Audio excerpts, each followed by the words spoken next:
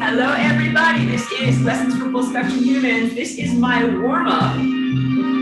I was just doing this backstage for a few minutes while people were tuning in. If you want to join me, only if it's comfortable, but please move your body, stretching your arms all the way up above your head, lifting your ribcage, and allowing your cerebral spinal fluid to really move all throughout your nervous system. Big, giant, expansive movements with your arms, triumphant arms. And then I do a little bit of stretching out where the angel wings emerge from. Stretch out that area, pulling my elbows back, stretch out that area. Beautiful. The song that I have going right now is my offering from today. You can be part of my daily music club to hear my offerings every day if you want to. Just be on an album someday. Hope you can hear me okay, because I know I'm not that close to the microphone. We're just doing a little bit of stretching and movement because today is Flying Rainbow Lasagna Day. Here I come. Let's turn down my music.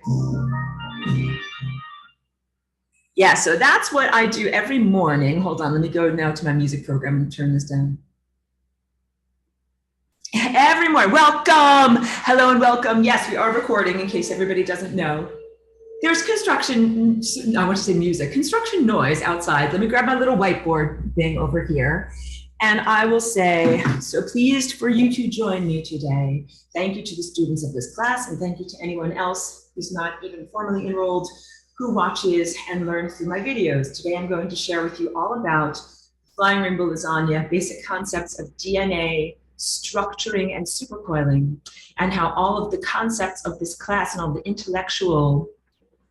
conceptual comprehension work that you are doing absolutely affects positively and influences the dance movements of your DNA. So what I talk about, all right, thank you so much, Trish. Trish is a participant listening to my music every day. I would even say a beautiful musical curator. Sometimes in some ways knows my music more than I do, like, because I make a lot of things and just put it out there. And I know that she listens to it quite intently. So I'm very much in appreciation for that level of participation. Yes.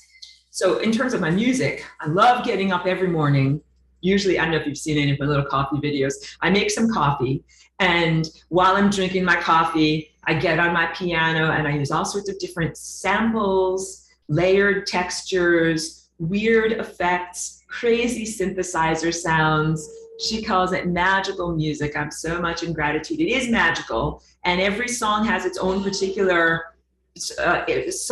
sound signature, frequency signature of the day that is relevant to what's going on in your own particular psychic weather. Like this morning, it was kind of cloudy. The storm where I live is right by the ocean. I was looking at the ocean, and it was very stormy, and the boats were on the ocean going like this. And you know something, the music that I wrote, it internalizes all of that. I really feel like I'm processing all of these different things, my own internal self state, and so much more in terms of the larger energetic weather that's going on, and then putting it into music with the intention of positive uplift. That's big. That all of my music that I'm trying to do is something where it's like sending out a nourishing frequency and something that you would wish to connect with that can bring you into higher dimensional cosmic states. Music absolutely affects DNA behavior.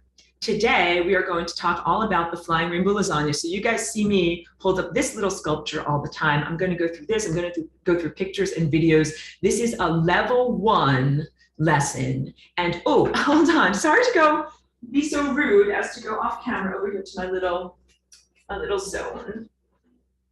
You can see that's where I sit and do my typing and intellectual activities that are not musical or artistic.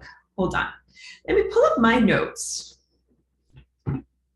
Go into professorial mode. Exactly. And I also move this over. Oh, if you can hear my dog in the background, because you know why, guys? We got to be very compassionate towards Cheeky today, because they've been doing all sorts of construction in my building, and today is another construction day, and it's very loud on her ears, and I know she doesn't enjoy it. So if she's a little bit more agitated than usual, if you hear her talking about things, that's what she's saying. That's what's going on. She's like, I don't like all this loud noise, and I don't really like it either. So we're all going to be strong and make it through the loud noises that we've got and do the recording nonetheless.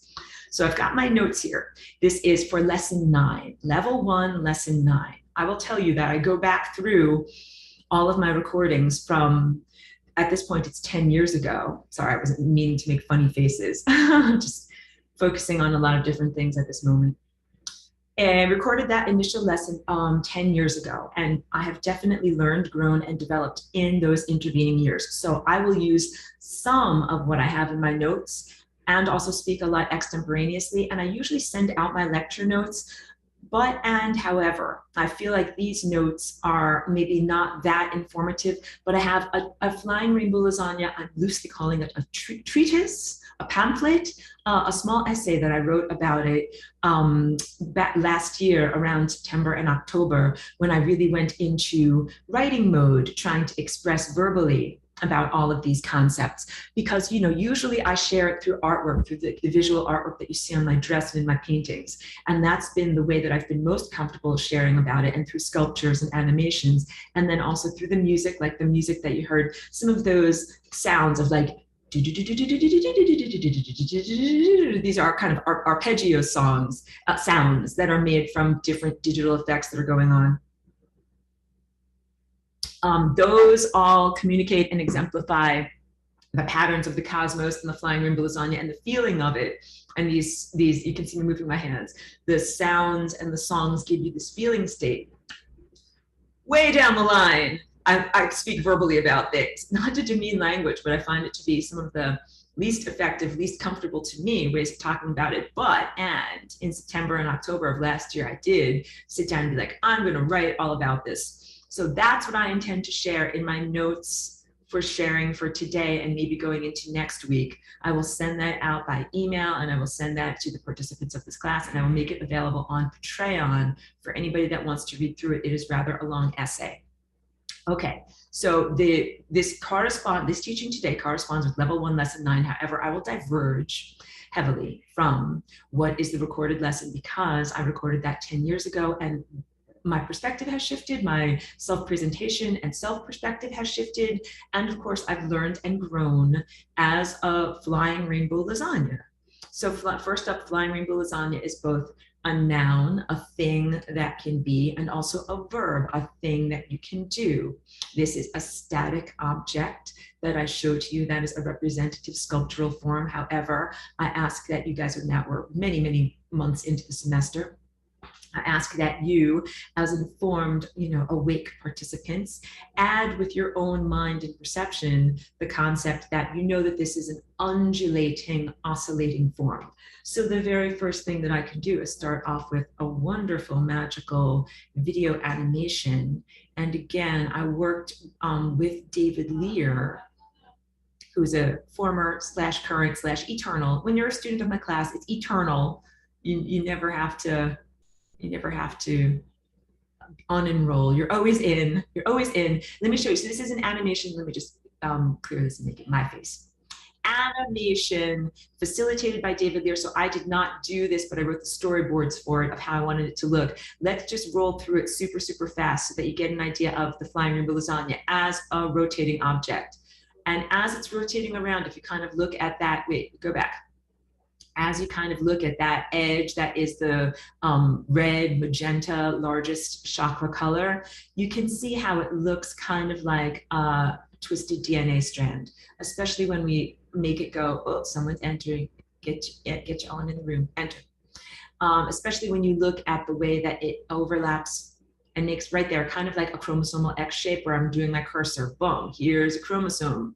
X overlap, chromosome is not the right word, a waveform interaction through the front and the back of the sculptural form that mimics the waveform edge of an actual piece of DNA strand. So I'm going to talk to you today all about what DNA in terms of the objective materialist scientific observational viewpoint looks like, add my own viewpoint of what DNA is and how it is formed and what its significance is, and then also tell you about how flying rainbow lasagna affects your DNA, and all of this, learning about all of these things, internalizing it, absolutely changes your genetic behavior. So thank you for tuning in and exposing yourself to this information. This information is changing your genetic behavior today. I'll be very lighthearted now. If you don't want your DNA or genetic behavior to be changed, stick your fingers in your ears, like run out of the room, turn off the video now. No, I'm only joking. I'm only joking. But this is consensual and is done in freedom, and that's a big part of what I offer. So the different orientations of flying rainbow lasagna, from this horizontal orientation to this vertical orientation, to this, we would say top-down viewpoint or in and out viewpoint, and then end over end. Look at that. That's one of my favorite ones. End over end, end over end. Check that emotion out again. End over end, even while it is turning around and rotating in a circle. Okay, so now let me go to another video for you. This is good, guys. I'm so organized this morning.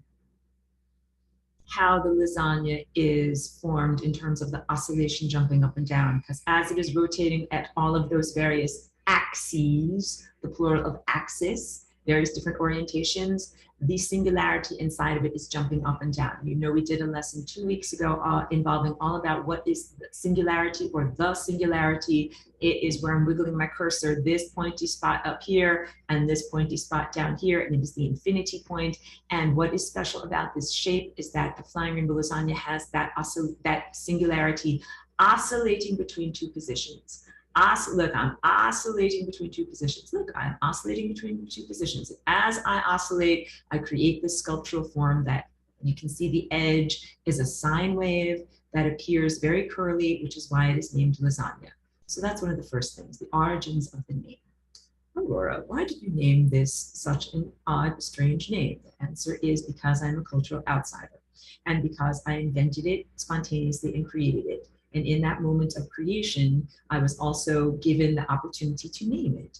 When you think a new or original thought in the cosmos, first of all, everything is connected. I've done a lot of teachings here about unity consciousness, telepathy that is done on a bridge of love, and the quantum connection or quantum entanglement, quantum for lack of a better word, it's the word that we would use in this time and place, of how all of these different thought structures are connected via a bridge of light, a bridge of pure consciousness throughout all time, all dimensionality, all cosmic foundational principle. When you think a new original thought and you are making a music with your mind, it is visible and available to everything everywhere. And so the everything everywhere was like, here, let's hold up a picture of it. It was like, you made it, and I'll also tell you that the circumstances were not fun or lighthearted. You created, and I am literally coming from the direction of my Aurora collective that is, was, remains, and is still persistent as a collective outside of time, space, and dimensionality,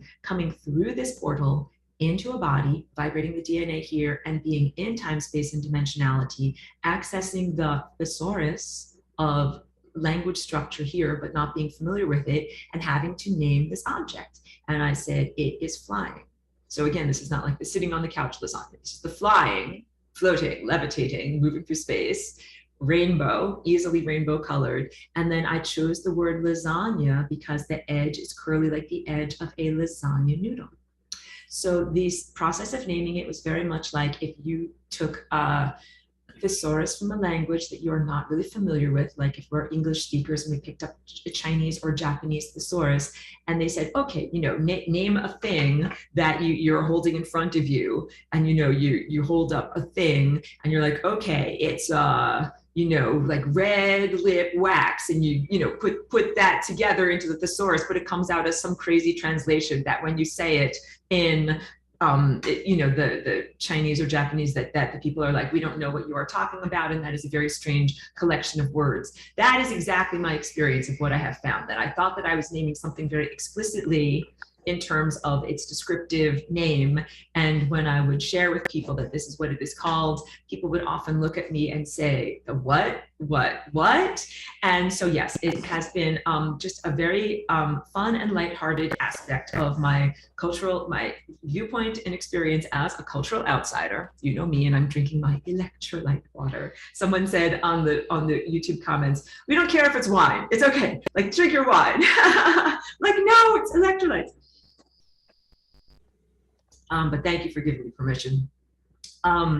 Yeah, my lighthearted name for it that I didn't know would be perceived in such an odd way. and that I've had to do a lot of explaining about what this is, and it is a strangely shaped word that has trouble going into people's ears and comprehension.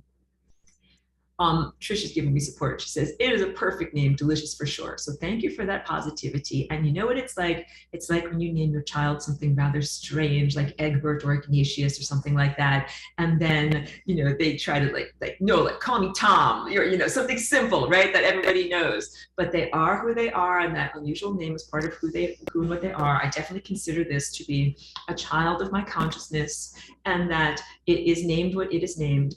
Let me also tell you, so I'm a galactic walk-in, although I'm lighthearted now, and I'm certainly positive in my sharing of the experience of walking in through this genetic portal. The circumstances of my walking in 2001, I can only describe as under great duress, not lighthearted at all. A true spiritual battle, a true distressing, difficult time of great hardship that lasted for many hours, or an eternal amount of time, that had many different layers of reality experience going on, including the physical, including, I think I have described, or I might not have described, but you might be familiar with, a lot of neurological damage, because I'm a walk-in into a body that would have been deceased and immobile and a corpse if I didn't actually come into it. So yeah, there was a lot of physical damage, a lot of brain damage, and a lot of difficulty in that moment. And for many years, it was even difficult for me to be able to talk about that experience, because in many ways it was very painful and negative. So this is 20 years ago, and I've done an enormous amount of personal introspection, personal growth, trauma release, and different what is the word that I can say for it? A journey of acceptance about those events, so that I can perceive them and so that I can talk about this. And I would say in many ways it could be considered the worst day of my life and also the best day of my life, because out of that experience came, or was created, or was born, this concept and experience, the flying rainbow lasagna, that I feel is such a positive tool, such a oh, here, let me mute everyone. Sorry, I didn't know. And I just muted all for the sake of the recording. Thank you for that notation. Thank you. That I consider the flying rainbow lasagna to be a, thank you for that word, magnificent tool for freedom. That it is an important experience that came out of great duress or great hardship and great difficulty, and that is something very positive and good. So now I focus on the things that I consider to be like the spiritual treasure, the good stuff, and that the other stuff gets healed. The suffering and the pain becomes secondary to the things that are really positive. So you see me now talking about things in a lighthearted way, and I'm well adjusted. It has been a journey of many years to be able to make it through that. And yeah, let me also say that when I came into a body that was very neurologically disrupted after an experience of great hardship and difficulty. This is a genetic portal. I'm a consciousness traveler. Aurora, who is speaking here now, I'm a consciousness traveler. And I travel, I jokingly say, not in a clank metal spaceship, but on wings of pure consciousness as a coherent light being, as a waveform, and that I was able to create this oscillating waveform with the formerly human strands of DNA. And I say formerly human because this could be considered a change in genetic behavior that redefines what human is or goes beyond human. However, this is also meant to open the door of possibilities to other people who are experiencers in bodies that are formed in the anthropomorphic form of what you also can do with your body in freedom. I come here in freedom, not to impose something upon anyone else, but to offer a new option. This is literally how real things are done with cosmic law. When I say real things, how real opportunities from the higher dimensional realm are offered, not imposed upon people. You basically make an example using yourself because you're in freedom, and you say, I'm this, and if you want to be this, you can do it too. And I jokingly call that hop on board. Like, you're like hopping on board the train or hopping on board the journey of experience. However, it is your own power that powers your flight. So maybe it would be like swim alongside with me or fly along with me, that you have your own body, you have your own unique soul presence, which would be your trajectory through time. I'm defining soul as being born at point A and having a trajectory through time and moving to point B, and also having lifetime A, B, C, D, E, F, G, you know, folded together concurrently. That's your soul, your self story of where you've been and who you are becoming. Lucy's entering, that's beautiful. And so I have my own self story. I'm a unique individual coming from a particular place, going through different experiences, coming into this body form. And you all have your own equally unique and valuable and fantastic life experiences that brought you to this particular level of incarnation and to this particular moment where you're listening to me tell you about all these things, in the opportunity of being able to change and transform, if you choose, based upon the information and new genetic example that I am sharing with you today. And again, so I come from an Aurora collective. That is why I am named Aurora. And that a huge part of my collective of people that want to know, like, where do you come from? It's not a space-time coordinate, but it is a grouping of consciousnesses that are like a larger coherent light body, and that we have a certain value system. Hi, thank you for tuning in, Lucy. It's good to see you. Value system is based in cosmic law, and part of cosmic law is a state of freedom, and that is also part of what motivates me and my behavior of my collective being like a team or grouping of consciousness, or like a symphony or a band, many different individuals who work together harmoniously, yet who each respect and observe. Oh, my little dog is here playing with me. Just give me some hugs. All respect one another's unique individuality, because that's also, like, I've just acknowledged and recognized and respected your own unique individuality. That uniqueness and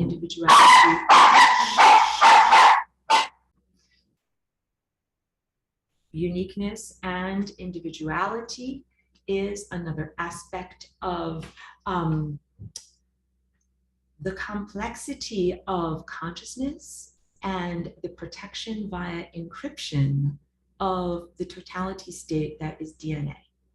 Your DNA is not just individual to you as an organism, it is part of a much, much larger substrate and interconnected woven genetic sweater that weaves across time. The complexity, meaning each one of you is unique. Think of that. How many people have ever existed? How many of you exist at this moment? How many organisms exist at one moment? How many of them bear DNA? And each one is unique. Literally, every dog has its own unique genetic structure. Every whatever worm outside, every fruit fly has its own unique genetic structure. Could we even count how many fruit flies have ever been in existence, and they have all had their own unique genetic structure? How many humans have ever been in existence? All of them have their own unique genetic structure. All of this diversity is a way for the system to protect itself. And the system of DNA is like a larger genetic supercomputer that is beyond anything that I am pointing now to my MacBook would be considered a technological outgrowth. It is really a natural form of extremely complex intelligence. I would say divine intelligence. It is natural and organic, even though many people might quibble with me. Let's not quibble. Let's go into truthfulness form, which is to understand that the biological presence that contains DNA is a natural form, and that the genetic structure of an actual DNA strand, which I'll show you pictures of this, and we'll get into some of that type of teaching also, is amazing molecular physicality bridge between the world of somatic, meaning cellular, biological architecture, and the world of pure thought, pure potential, pure consciousness, and pure light, or pure data. And that the behavior of your DNA, because DNA has behavior, is one way for you to interact with that world of pure light and pure energy. And that you, as a DNA-bearing creature or organism, are connected to a continuum of consciousness and calculation. Again, genetic supercomputer that is biological, What are all of these organisms doing across time? They're doing amazing dances and arabesques, organisms coming together, making progeny, splitting apart, organisms doing all sorts of different behaviors during their lifespan. All of this is an enormous, giant RAM, random access memory, which represents the processing power of a computer like your MacBook. It is a way of doing enormous calculations or manipulations of data and storage of data over enormously galactic scale levels of time. The genetic diversity represents a positive level of protection of that system, including encryption. For example, if you have a type of organism that is cloned, like potatoes or bananas, that they are subject or vulnerable to certain levels of blight. If a blight or a pathogen gets that particular potato crop, and potatoes are grown by cuttings, so they are all genetically similar. One blight wipes out your whole crop because all of them are similar and they do not have the immunity to that particular blight. This has happened in Ireland in historical times and caused a famine. There is a banana blight going on right now in South America, so they're trying to diversify the types of strains of what they use. The whole idea of genetic diversity is that mommy plus daddy equals baby means genetic diversity. They're constantly creating new calculations in the progeny, new combinations of genetic features and traits, and even the possibility and opportunity for completely new spontaneous combinations to arise. These things would be called a mutation. There can be such a thing as a positive mutation or a new positive combination of genetic structures. Let me turn on my piano for a moment over here. These structures of DNA, also let me make sure that my my speakers are up a little bit. Music. Let's turn it up a little bit more. Just playing a simple chord on my piano over here. New structures. Your DNA is made up of 4 basic proteins. We can call them A, C, G, T, so that we don't have to say their whole big long protein names. But out of those 4 structures, which is like having a note with 4 chords. Can you hear that? C, G, T. Out of those 4 proteins, you can create an almost infinite number of variety and combinations. Just like out of the 26 letters of the English alphabet, you can create an almost endless number of combinations of words that express all sorts of different truths and poetic realities and artistic expressions. That is what communication is all about. So DNA is a type of language structure. It is a type of information carrying structure. It is a biological architecture that allows information to be passed through time. Think about that. This organism lived now, and then it had this particular structure, and it passed down its DNA information to this organism over here, which now contains that information structure. I mean, all of these I consider to be miracles, miracles of unlikelihood, miracles of the supernatural. I give great credit to this divine intelligence structure, that I don't feel that any of this is by accident, and I feel that it is absolutely benevolently, divinely ordained or organized by a higher level of organism than can possibly even be conceived by a level of organism with this brain structure. No offense to our brain structures, but we are limited in terms of the amount of RAM or processing power in a particular individuated brain, and it can be a challenge to see the totality. So just know in your heart that the totality state is enormous, vast scale, benevolent, based in love, and that all of the gyrations and changes and undulations through time and across time, and also horizontally or laterally between organisms. So DNA carries information. DNA is also a genetic antenna. It both sends and receives. It vibrates in the same way that a crystal does, a solid, beautiful crystal, a solid state crystal. This crystal is actually vibrating, but at an enormously high rate. It has a song. But you like what Aurora, I don't see it vibrating. It's not like a visible guitar string that you can actually see vibrating. Vibrates at such a high molecular rate that it is something that is not visible to our larger macroscopic level of vision, yet know that it is vibrating. DNA is similarly a string that is vibrating and oscillating at an enormously fast rate and at a microscopic level. It is similar to a crystalline structure in that sense, and it is constantly emitting a music to others and receiving a music from others. It is a communication device. You use it to communicate with other organisms, other energy fields, and to perceive from other organisms and energy fields. And it is your direct connection to the time field itself. Time is alive. When I talk about the time field, I'm not just talking about some dead, silly object. I mean, when I use language like that, please don't take my lightheartedness in the wrong way. It is not just something where it's like, yeah, like that's time and it's not alive. And I'm also being a little lighthearted here. Time is alive. It is an alive presence. And again, I would say something that is miraculous, supernatural, inexplicable in its existence, almost incomprehensible from the presence of being submerged in it. Almost incomprehensible from the viewpoint of a fish swimming in the water, that the water exists and where it comes from and where it flows from and where it flows to, and who is the inventor creator of that water.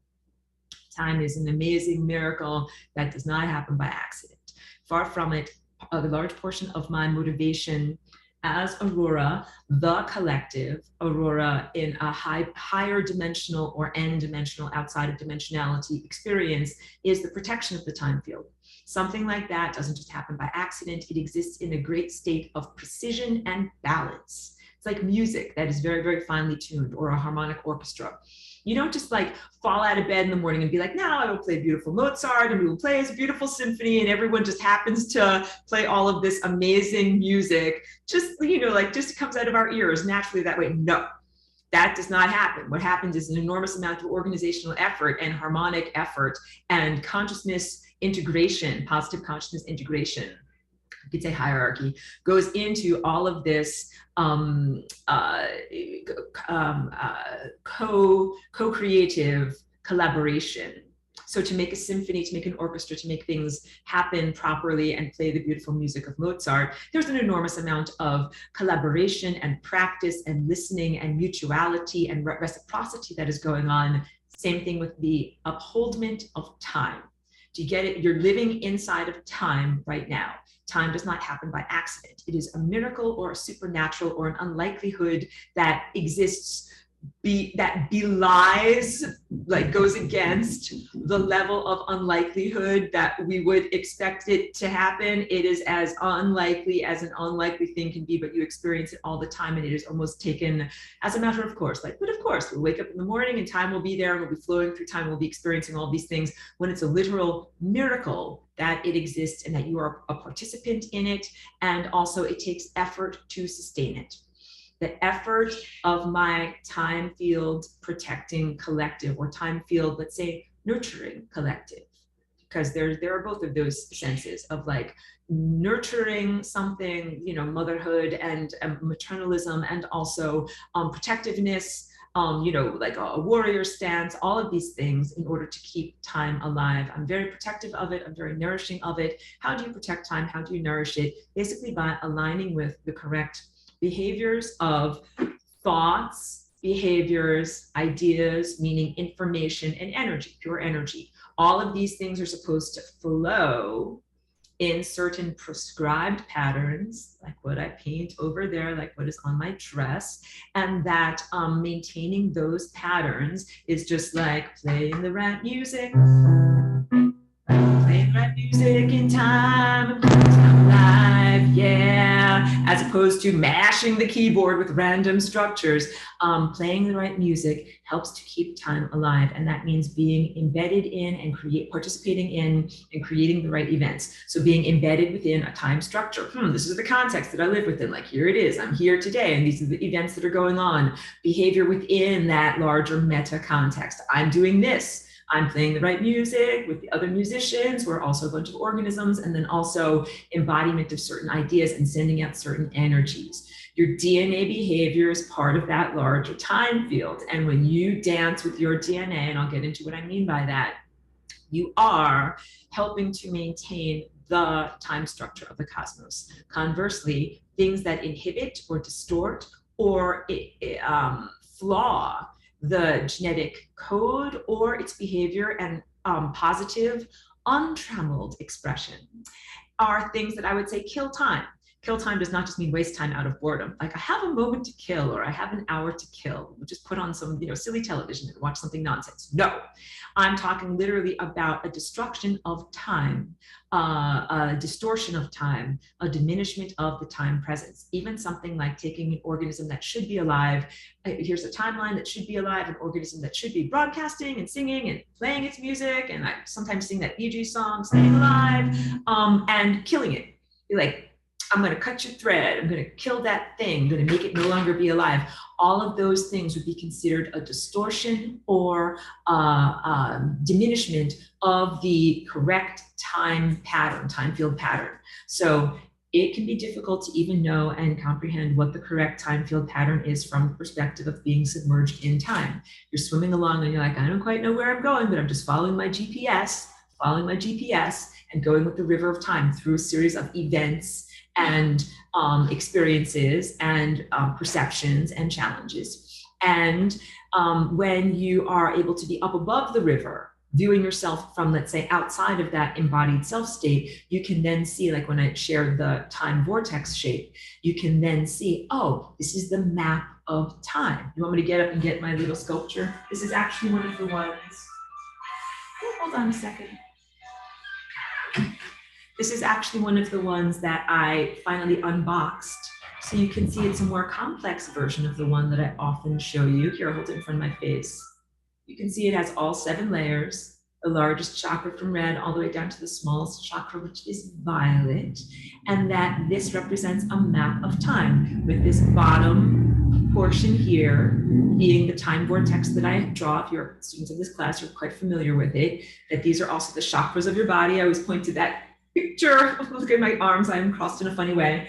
Hold on a moment, put this down gently, because you know what, it's a very fragile sculpture. That's why I had it all boxed up for a long time while I was in transition between places. Genetic structure, trying to point effectively using the camera over there, that image over there. Thank you very much, Trish, for the appreciation of that sculpture. That sculpture is the torus. Singular is torus, multiple is tori. It is the chakra shape or shape of the energy centers of your body, and it is what you are shaped like innately. Before you do Flying Rainbow Lasagna, I'd consider it the precursor to Flying Rainbow Lasagna. So if you guys are familiar with an object, a time object called a tesseract, or a higher dimensional cube structure, in math talk, what cube is to tesseract, torus is to Flying Rainbow Lasagna. The Flying Rainbow Lasagna is the higher dimensional shape of the torus. The tesseract is the higher dimensional shape of the cube. I will get into how this shape is created. A basic precept of all of this teaching is that any place where you have a torus shape that I just showed you, that delicate sculpture, you can transform it into a Flying Rainbow Lasagna shape. Let's go to, I want to say, the whiteboard, but actually I have an image over here. Great. Oh, wait, can I move it? Hold on a second. Let me rearrange my screen. Pardon me. I try not to get frustrated. We can do it, guys. Where's my desktop? Just gonna show it all. Okay, good. So first, wait, let me also hop out for a minute because I think I'm hearing something. Let me mute everyone. No offense to you, just for the sake of the recording. Back to the screen share.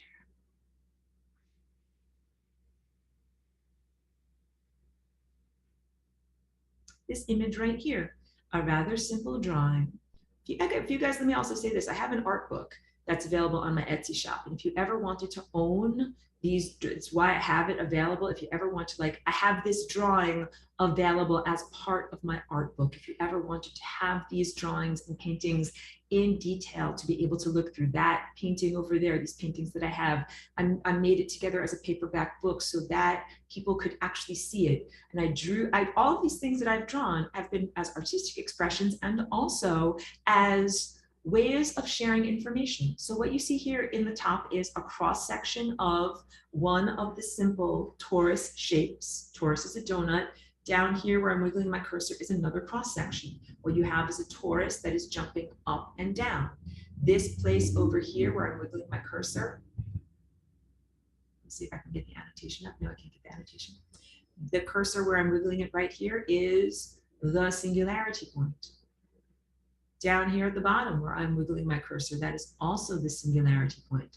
And what is happening is the torus shape is jumping up and down. I'm wiggling my cursor up and down along that central axis. And as it wiggles up and down, it creates this waveform vortex in its wake.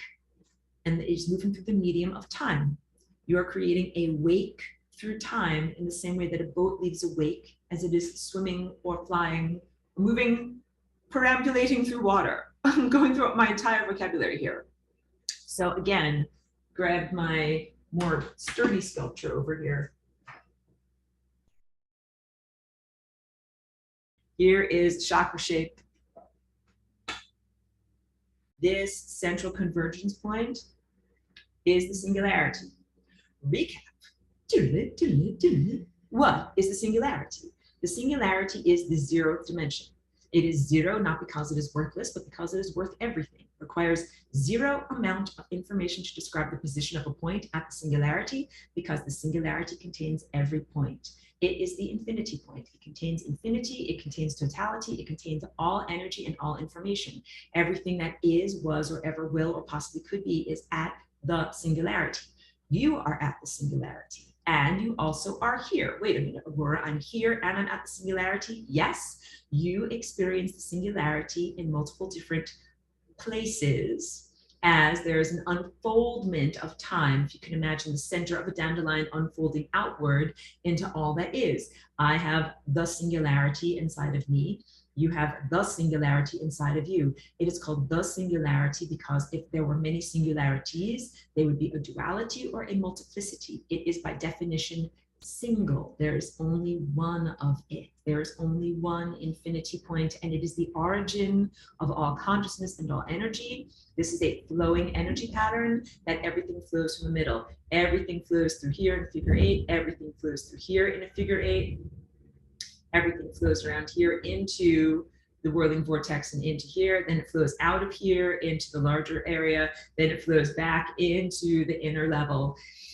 This is an infinite perpetual motion machine in the most positive way, not a hamster wheel of purgatory, as often people are skeptical of because you have been severely traumatized. I love you in your trauma, and I'm here to express a true divine wish for all of us to heal from our trauma so that you're able to see existence as a beautiful gift, not as, again, a purgatorial hamster wheel to continually run upon whilst being tormented and energy harvested. I'm sure you know what I'm talking about, and I'm smiling in solidarity with you, not as a lobotomized idiot.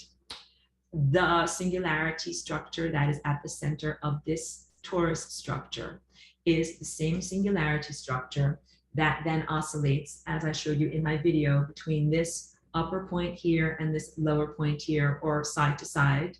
So those, I showed you the 4 basic motions. 4 basic motions. Side, in, out, tumbling over, up, down, side to side, in and out, tumbling and over end. Those are like the 4 protein structures within your DNA, A, C, G, and T. And through those 4 basic movements of the flying rainbow lasagna, you can create an almost infinite, an uncountable, an unimaginable, incomprehensible, complex level of continued language, structure, and information sharing. It is the leveling up from this already wonderfully complex shape into this even more complex shape, allows for an additional degree of freedom. That's also math talk. When you add an additional dimension, as we are doing with this information, you go from torus into flying rainbow lasagna. You add an additional dimension, you add an additional degree of freedom. This is analogous to, let's use spatial dimensions that one is more familiar with, the two-dimensional flat plane, which I usually use my hand to exemplify, or a flat piece of paper. I'm a little ant walking along a flat piece of paper. I'm stuck in the flat dimensional space of time. I move in a line, breakfast, lunch, dinner. Now I'm going to either gain wings, become an adult form, like, you know, in the insect world, egg, larva, pupae, gestating into the adult form that then sprouts wings and jumps off the surface of time because it can now fly around on butterfly wings. And now I can experience first lunch, then midday, then middle of the night in 20,000 years, then morning time 20,000 years ago. Like, you can jump through time in a nonlinear pattern. And that is gaining an additional dimension.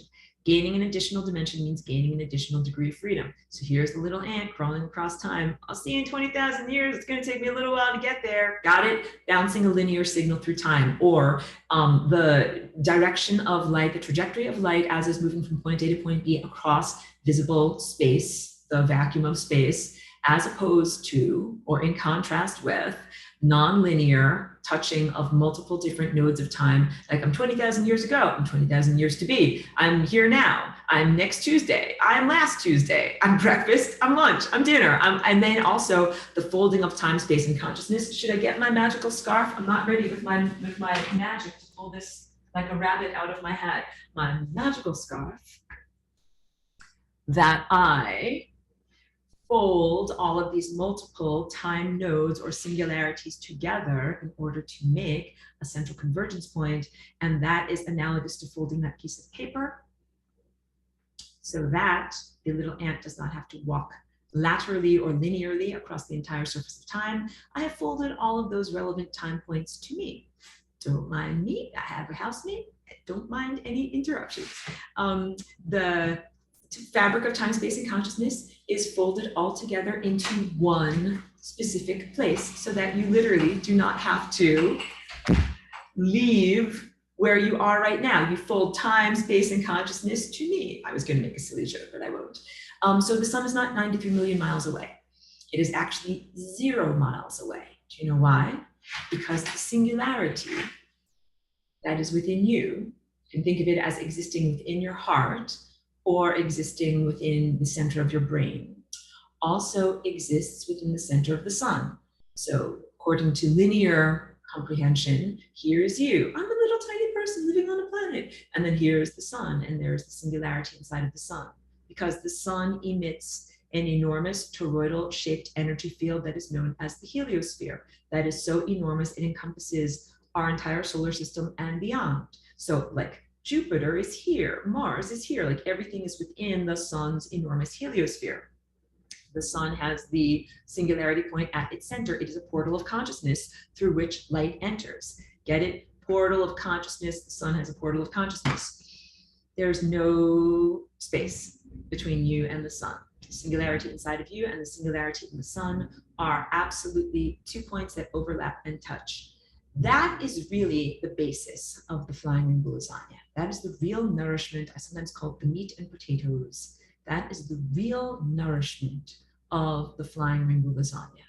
At the center of all of this, in order to embody and exemplify and behaviorally live the truth of this higher dimensional reality shape, what you do is expand your comprehension, do big stretch, yoga of the perception. I'm stretching out my perception in order to include and encompass the concept that time, space, and consciousness fabric is foldable. It is able to be positively warped and overlapped in a way that brings together the singularity point so that the singularity that is within you can access any other singularity point. Each singularity point is a doorway to infinity. This is a recap of previous level 1 lesson called the Rainbow Journey, part 2, in case you want to check it out. The multiple doorways all go to infinity. So let's say I go out my front door and I enter infinity. Let's say you go out your front door. It's a different front door, but the room that you enter into is still infinity. Let's say that you go get into your car door. You're getting into infinity, like multiple different millions of doors. Get it? Each human has a doorway to infinity. Each cell has a doorway to infinity. Let's go to the whiteboard and talk about your cells and the doorway to infinity inside of your cells that is known as DNA. DNA is a bridge of light. It exists inside of the nucleus of your cell. Let's do a little bit of cellular anatomy. Here is the cell membrane. Here is the nuclear membrane. Let's choose a new color. This blue stuff inside of the nuclear membrane, inside of your nucleus, is your DNA. DNA is often expressed as an X-shaped or a Y-shaped chromosome. The chromosome is the tightly coiled end result of supercoiling. But most of the time, DNA is not shaped like this. It is only shaped like this during the process of mitosis. Do you want me to write down mitosis for you?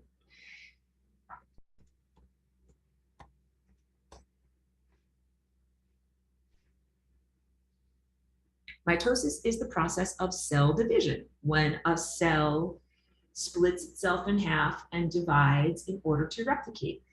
DNA involves reproduction or replication in two ways. One is down the road of time, like here's mommy, here's daughter, and here's granddaughter. So I should say here's grandma, mama, and granddaughter, and the DNA information goes down the road of time as a waveform, literally, through those various generations. DNA is involved in the replication of various different traits and the carrying of information throughout generations. DNA is also involved in the replication of cells themselves. This is a cell over here. It wants to make another one of itself. What does it do?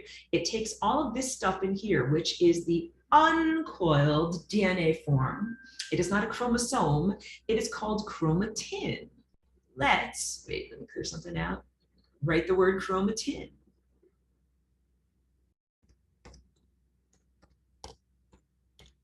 Chromatin is what you get when you take the genetic sweater and you completely unravel it, and it is just like a skein of yarn. So here you have a big giant tangle of yarn that is vibrating away, that is able to be read by RNA messengers. And I will describe to you what RNA messengers are. They are different slightly than DNA. And RNA messengers, so this cell structure and DNA is involved in the sustenance of life, in that it allows for this cell to make a copy of itself. This cell is like, I'm not gonna live forever. I'm being silly here. I ain't gonna live forever, and I'm gonna have to make a copy of myself. So what does it do?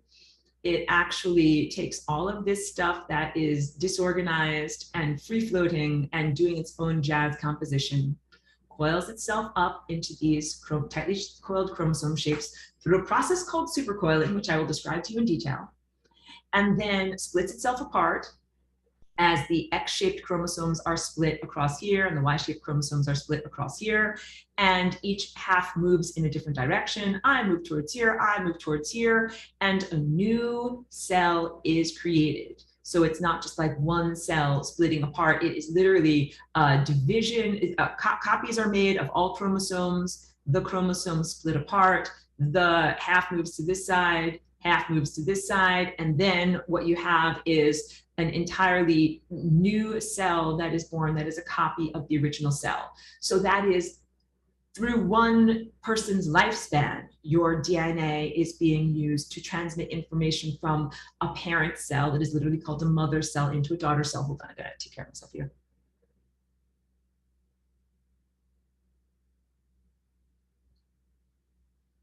So through the larger macroscopic incarnations, grandma to mama to daughter to future granddaughter, grandma to daughter to granddaughter to great-granddaughter. Same thing with cells, mother cells and daughter cells. And so you are not made of the very same first cells that you were created in terms of being a baby in infancy. I presume that all of my audience here are adult humans over 18.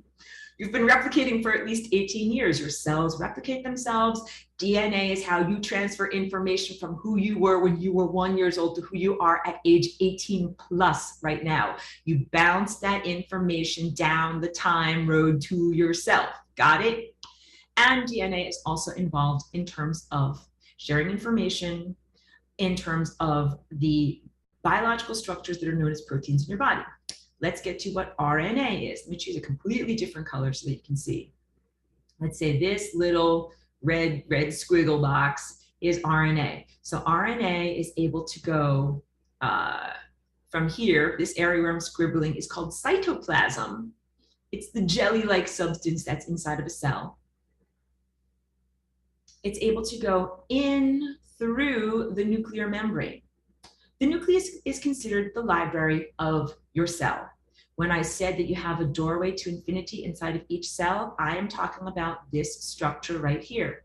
DNA represents a bridge of light and a direct connection to singularity or the singularity. This contains a doorway to infinity. It is a very special place inside of your cells. You don't want to get a bunch of vernacularly junk crapola inside of there, or more accurately, cellular metabolites, garbage. You don't want to get garbage inside of there. Be like, don't take your whatever greasy Cheetos fingers, whatever you've been snacking on, into the library and get that on all the books. Don't get your dirty fingers on all the books. No, RNA is allowed to enter into here. It is allowed to enter into the pristine environment, and it is allowed to open up the genetic scrolls and read them. And now let's get to some actual pictures of what DNA is shaped like.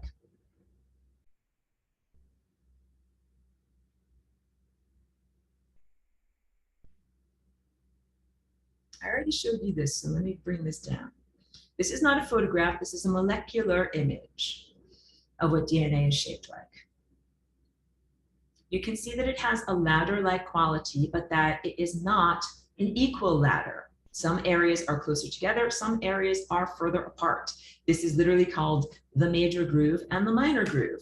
Let me make a musical joke because we're getting groovy.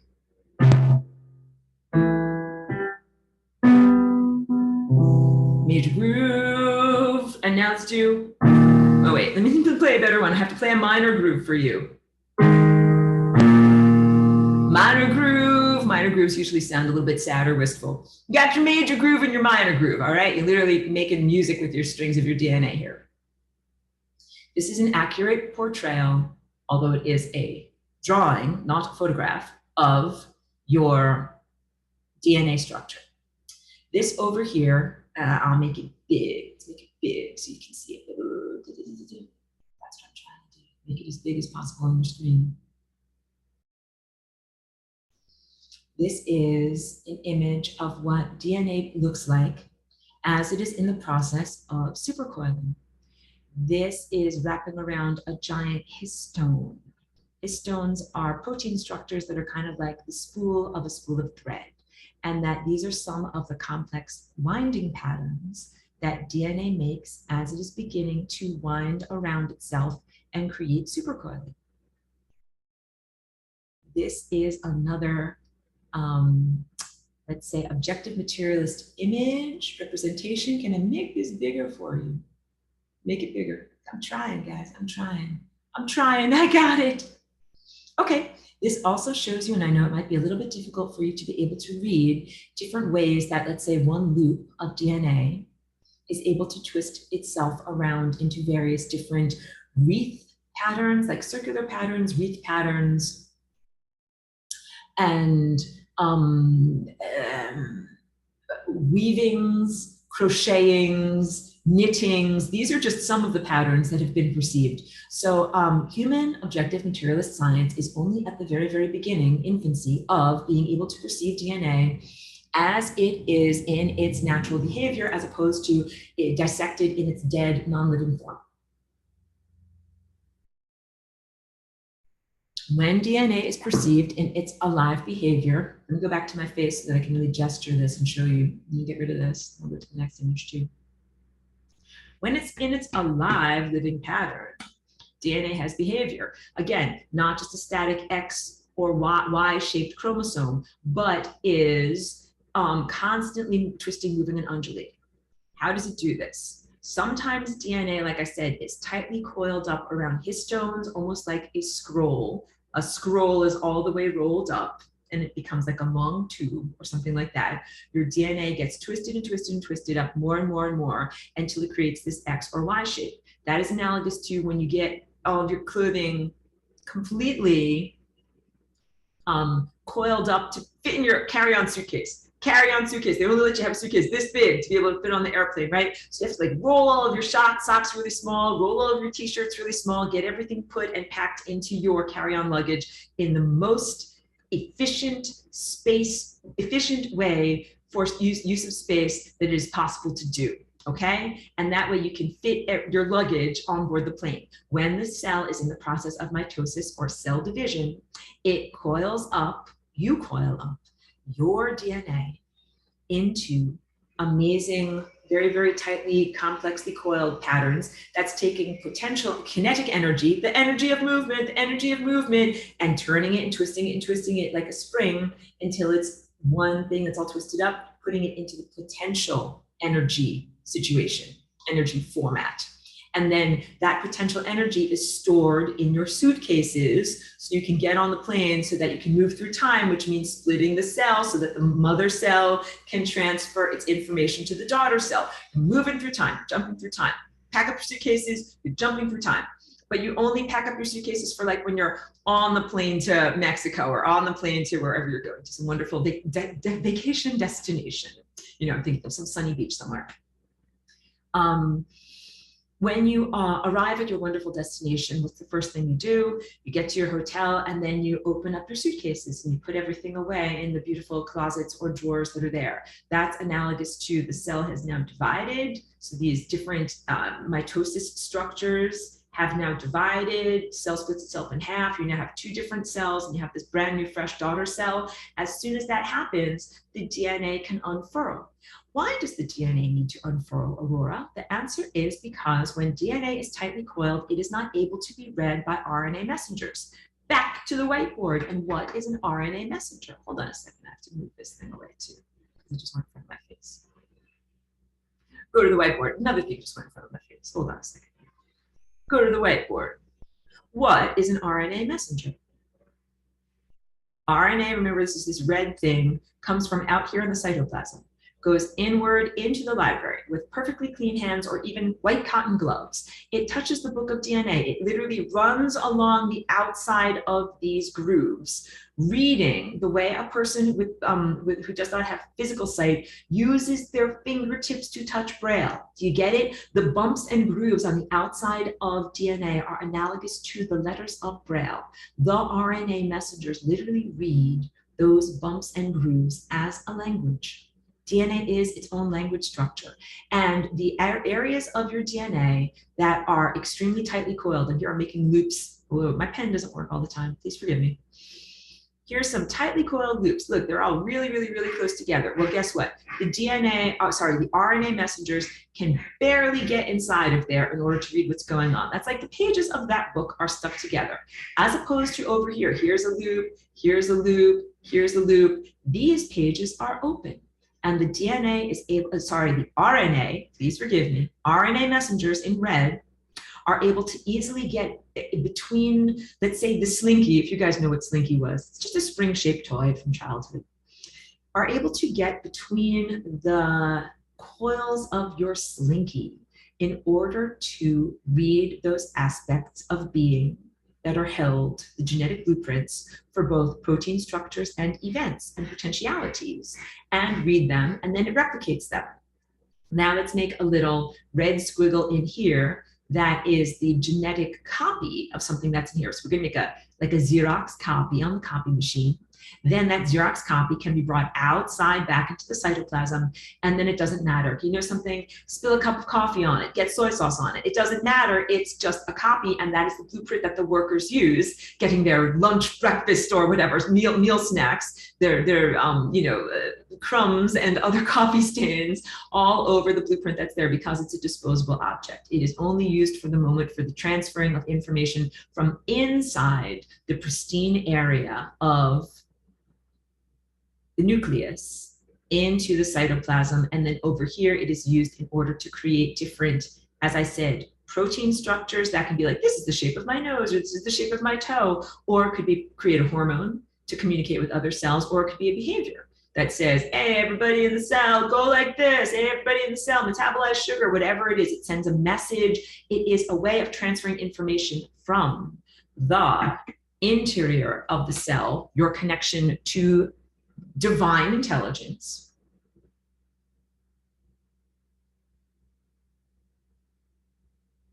to infinity, to the infinity point, to the zeroth dimension, towards all energy and all intelligence everywhere, into the rest of the cell that needs to get the message.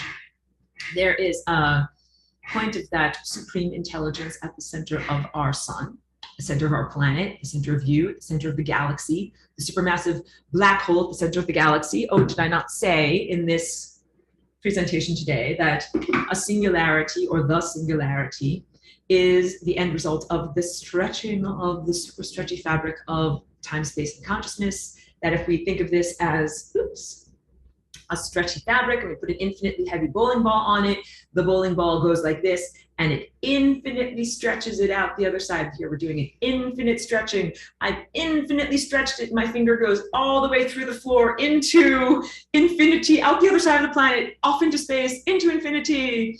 The infinite stretchiness. And that infinite stretchiness, in terms of the bridge between where I am and what objective material science talks about, is the place where the laws of physics break down. And the laws of physics being a set of equations that determine things like, the velocity of objects, the trajectory of objects, friction, and it's the laws of thermodynamics, all the things that are about like big giant things like you and me and a feather and bowling ball. All of those laws break down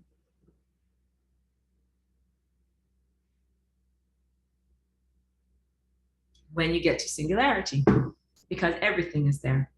Everything is there. All time, all potentials, all possibilities, all probabilities.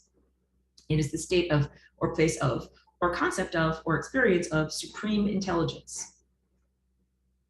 And that supreme intelligence gets to be expressed through the singularity that is bridged to the cellular structure known as your DNA.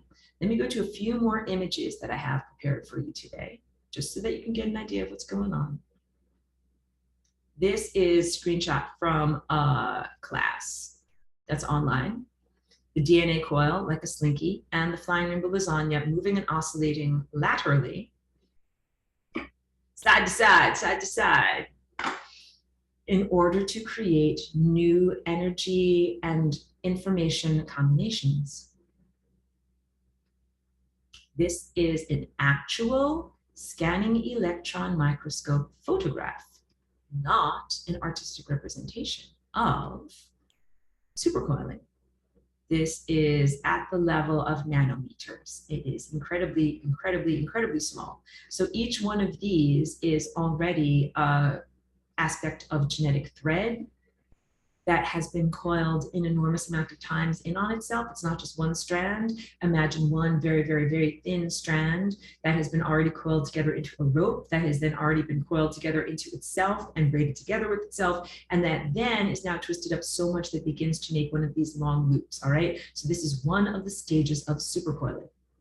If you want to know more about supercoiling, please check out my supplemental homework videos list, and I can link you to it also because I have a really good one. I shared it for the supercoiling class. Share it again if you want. And it has that soundtrack from Kill Bill on it. So that's the one I'm talking about. Ba-da-ba-ba-ba-ba, getting a little silly. This is another screenshot from my Teachable class where you can see another aspect of DNA behavior. I have not spoken about this enough today. During some aspect of your cell lifespan, DNA splits itself apart in order to be replicated. The RNA replicator is then able, it's like a zipper. Zipper gets unzipped. You can read this, what it says right here where I'm wiggling my cursor.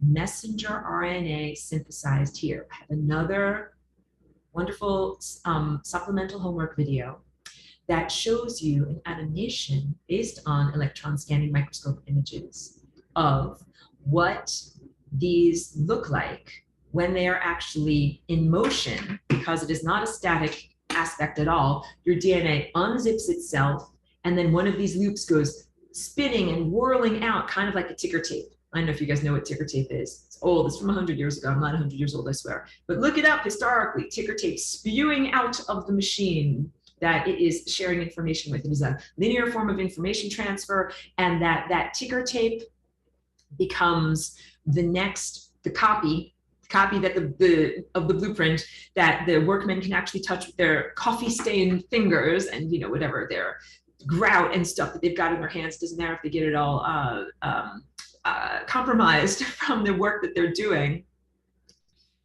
In this image over here, the information that is most salient is, first of all, across the top arc, you will read things like T, A, G, C, G, C, T.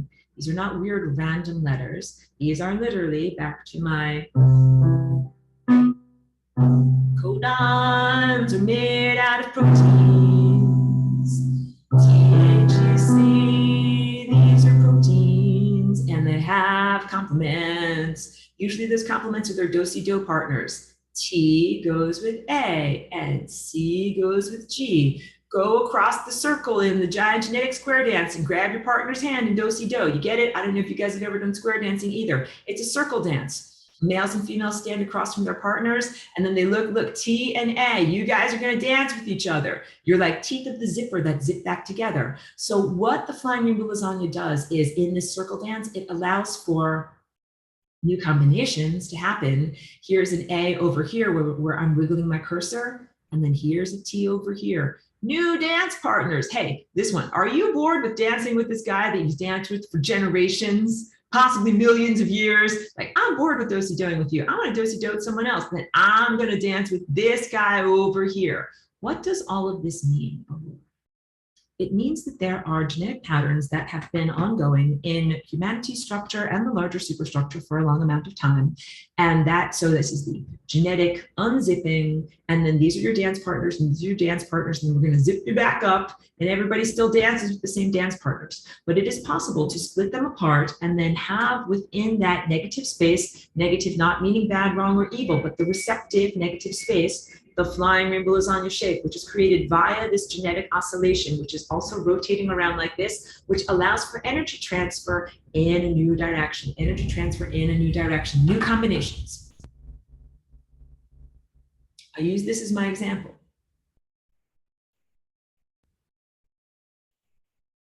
The concept that you can take any relatively random book, such as the phone book, or a PDF handbook on like whatever, how to work a microwave oven, and you can make it into great literature.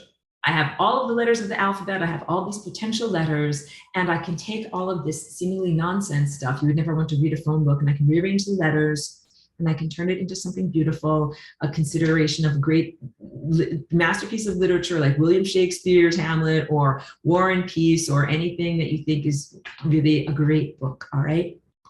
So your genes are like a book, your DNA is like a book. A lot of the writing in that book has been transferred through time, gifted to you from previous generations.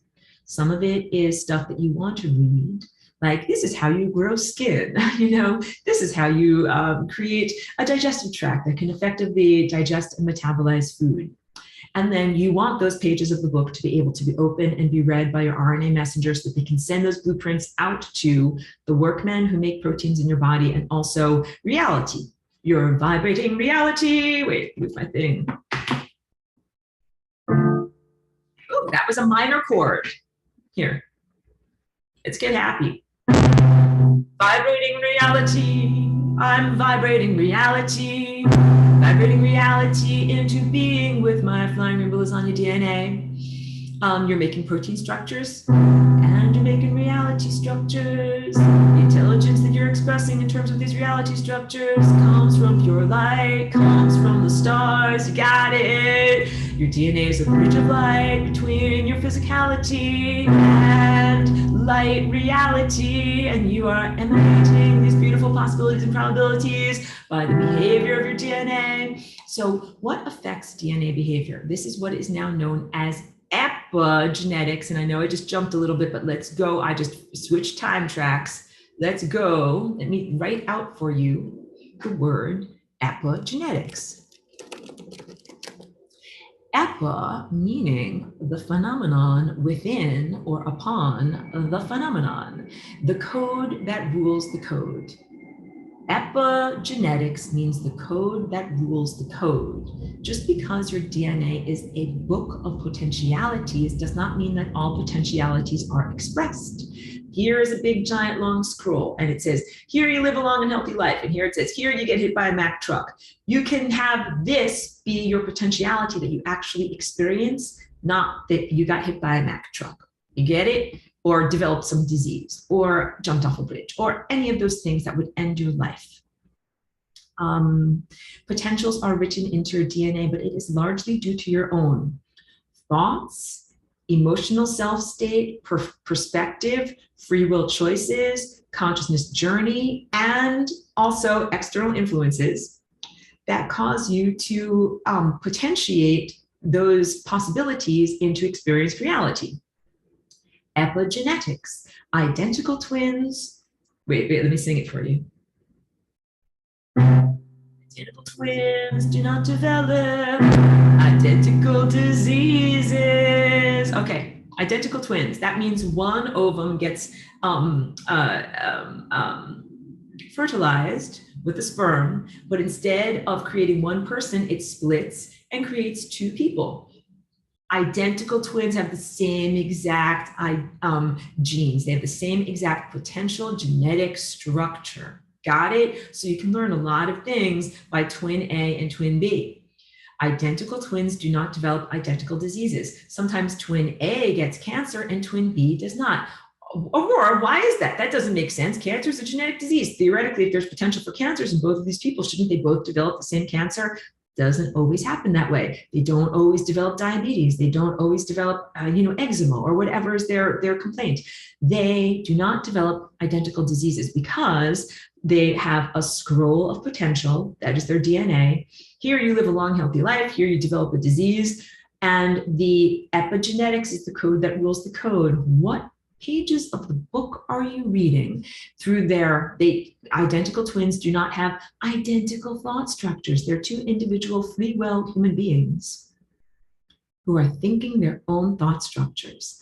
This is how profoundly your free will choice to think your own thought structures, feel your own feeling states, have your own perspectives, and have your unique trajectory through time affects your DNA. So when DNA was first experienced or discovered or observed in the 1940s, 1950s by humans, an idea was developed, the sense of a determinism or fatalism, not that something is fatal, but something is fated to happen to you. Humans began to develop this sense of, hey, it's in my DNA. If it's written in my DNA, it's going to happen. Heart disease potentialities, cancer potentialities, all sorts of negative potentialities, as well as positive potentialities, like strong tooth enamel, or whatever, positive metabolic structures, or, anything like when people live a long life and they say, your family has good genes, positive structures. All of these things are not just determinism. Determinism is the philosophy that says you are merely an actor in a play that someone else has written the script for, and that you merely read your script, like from Hamlet, from Shakespeare, reading Shakespeare's words, but going through your life. It is determined. Be like, hey, I ain't got no free will. I'm just reading what they make me read around here. And that is in many ways avoiding or evading or negating or sidestepping responsibility and the glorious panoply of repercussions that come from free will responsibility and self-accountability which is what I believe in, promote, and exemplify genetically, the idea that you have an enormous amount of free will within the structured contextual system that allows you to not have to encompass or experience certain outcomes. Twin A and twin B both have unique outcomes because they are free will individuals. Genetic determinism has largely gone out the window, As science, objective materialism has become more sophisticated and is now better able to observe genetic behavior across time and to recognize that the initial identical genetic code of identical twins does not behave identically. Moving through time, they play the song differently. Moving through time, they have different physical outcomes. One twin is fat, one twin is thin. Sometimes it's because of their thought structure, their emotional structure, what they ate, where they went, what they exposed themselves to, and everything else. So big, emphasis, emphasis, emphasis. What you think has an impact on your genetic structure. Who are your genes, do-si-do? To bring your partner, do-si-do. Grab them by the arm and turn around and then switch them apart. I showed you that wreath picture of all of the circular structures of DNA. They twist themselves, they interlock like this, they unlock, they interlock like this. Like your DNA is doing the most amazingly complex arabesques as an ordinary, non-lasagna, supernatural event that is an aspect of bouncing your consciousness through time. Your DNA dance is bouncing your consciousness through time. Playing songs is making your consciousness literally move through time from time body A to time body B, all the way down through time body Z and Z times 10 million, okay? You're moving through time through the genetic structure. What happens when your genetic structure stops dancing? You are dead. The cellular structure of your body no longer contains vibrating, dancing DNA. If you take a corpse off the street, you take a bunch of their cells, and you put them under a microscope, and you look at them with your eye, and you look at what their DNA is doing, it's just sitting there like this. It's like, I'm dead, I'm not doing anything. But if you are able to observe an alive person and their alive cells, and you're able to somehow not destroy and kill the cells and observe them in their moments of being alive, which is what you can do with your tendril of attention, can be like, I see what this is doing while it is alive. It is dancing and moving. Now, let me also use my example of the Snoopy sweater. Your genes, when they are knitted together into these complex superstructure, supercoiled shapes, create a picture. I liken it to a piece of yarn that is crocheted together until it makes like a silly Christmas sweater. Maybe it looks like Snoopy and, you know, Christmas tree and his doghouse, right? You guys know Snoopy. That it makes a picture, and the picture is made from the loops, the overarching loops that create the front of the sweater. If you look at the inside of the sweater, you're like, oh, here's a bunch of nonsense. Like, it doesn't look like a picture of anything, right? So what is next to what when the DNA is supercoiled makes up the totality of your genetic picture of who you are. When science has presently up to this point, objective materialistically, observed DNA, not in its alive format. It's the example of like saying, we're going to unfurl the entire genetic sweater. We're going to take all the green, chop it up into pieces. We're going to put it in this jar. We're going to take all the red, chop it up into pieces, put it in this jar, take all of these different constituent elements, dissect the picture, and then say, well, I've got this much green and this much red and this much this and this much this. And not be able to really see the holistic view that the sweater makes when it is knitted together. That holistic view of the picture of Snoopy and his doghouse and the Christmas tree is the picture of you when your DNA is knitted together and when it is moving in its beautiful harmonic structures. It's a dance language. So I began today's presentation by doing some of my dance on camera. I do this dance every day or almost every day, you know, in good health and in good circumstances, and sharing some of my music. Music has a huge impact on DNA structure. DNA is connected to mood. Music has a huge connection to our mood. Anybody who's ever had a sound bath, you know, like when they start gongs and harps and chimes, or if you've been to a cathedral and heard the beautiful choirs singing, it can be transportive. It can really bring you into a different uplifted self state. That is why cathedrals exist. Take a person, this is from hundreds or thousands of years ago, who ordinarily spends their time, you know, just like shoveling poop in the garden and wheelbarrowing it to different places, and then be like, time for church, go to the cathedral. They go to the cathedral, and then you hear like organs or chimes or uplifted voices in this resonant chamber that bathes the cells in all of these amazing waveform frequencies. And all of a sudden it's like, oh, I I feel different. I feel like my self-state has changed. It is transformative. It brings you to a different level of being. That's why I'm so much into music. I use music to transport myself into different self-states, and I share with other people. Sometimes I write songs that are a little bit wistful and sad, but sometimes I write songs that are super uplifting and happy. And all of that has an impact on your DNA behavior. So sound baths, gongs, and chimes, positively tuned instruments, meaning like 432 hertz or 528 or some of these life-affirming frequencies.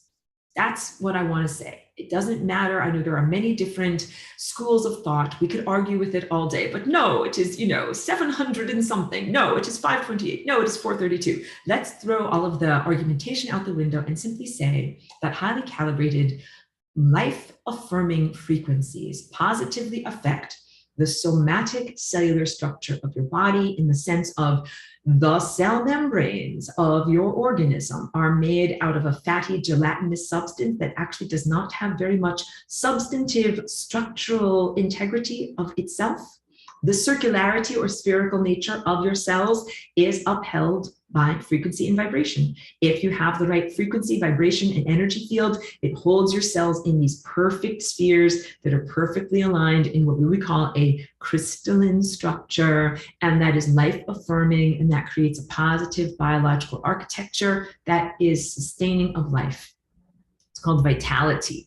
You're like, I'm feeling great. I'm hugely energetic. I have a lot of vitality. My cells are all perfect spheres. They're all sticking together harmonically. My cell-to-cell communication is all working perfectly. Like this cell is talking to this cell is sharing information with this cell is metabolizing with this cell.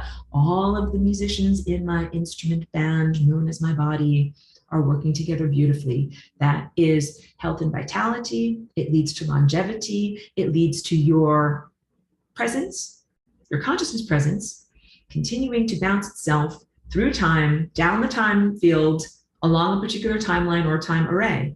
Vitality leads to longevity. Being bathed in certain frequencies leads to vitality. We can talk about the converse another day, things like Bluetooth and 5G and all these other things that I consider non-life affirming aspects of frequency that have the opposite effect. But I want to give most of my vocal energy today to the expression of vitality and positivity. If you don't mind, I'm going to pause the recording for a minute in order to get more of my wonderful water. Hold on a moment.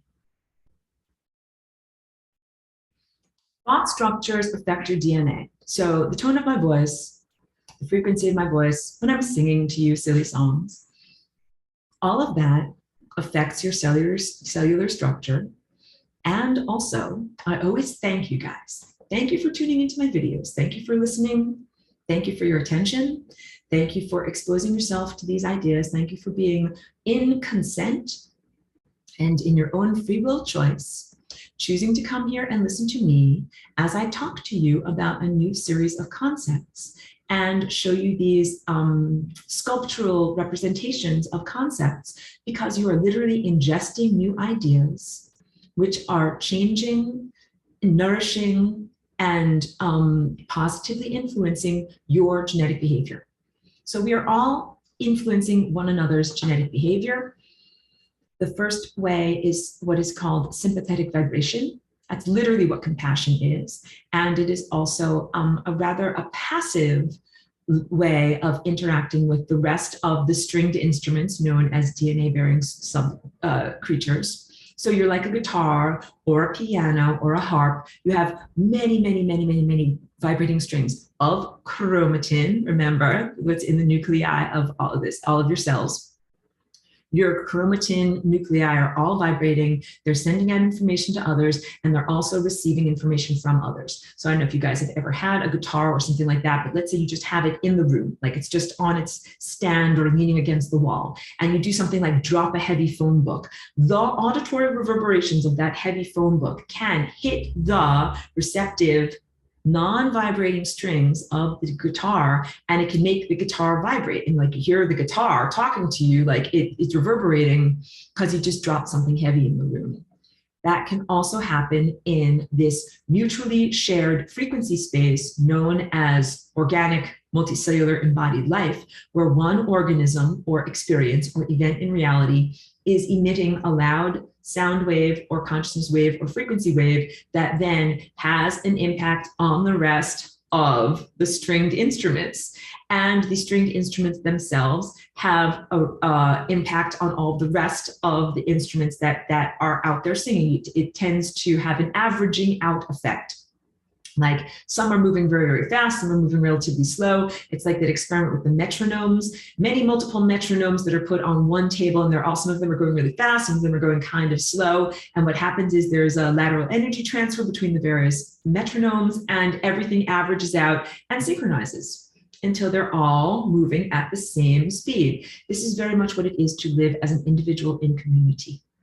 So we can use me and my little dog as an example. We are living together, and my DNA strings are vibrating in a particular way, and hers are vibrating in a particular way. And we certainly share a lot of our time together, and we influence each other very much through both proximity and through love and heart and emotional connections and through sharing. And we have synchronized our DNA vibrations. You get it from I'm an individual, she's an individual. This is about emotional states, thought structures, living in community, living in harmony, living as coexisting presences in the world. And that includes when you are living with other human beings, when you are living with giant redwood trees, cats, dolphins, microbes in your tummy, butterflies flying by and getting on the flowers outside. All of these are DNA-bearing organisms, and all of them have their own genetic sound that they are sending out, and all of them are influencing the others around them, and then all of them are also similarly receiving information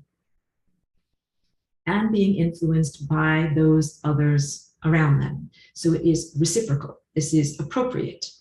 Then there is also intentional information exchange. Language is how humans do intentional information exchange. Bees and butterflies use pheromones. They're like, instead of using a sound structure, I'm going to use an olfactory structure. I'm going to send out some molecules that smell like this, that give you a message. Humans don't do that, except like maybe a little bit, but not intentionally. Like we don't have to go into like underarm sweat or something like that. But humans don't intentionally communicate through the emission of their pheromones. But bees and insects do.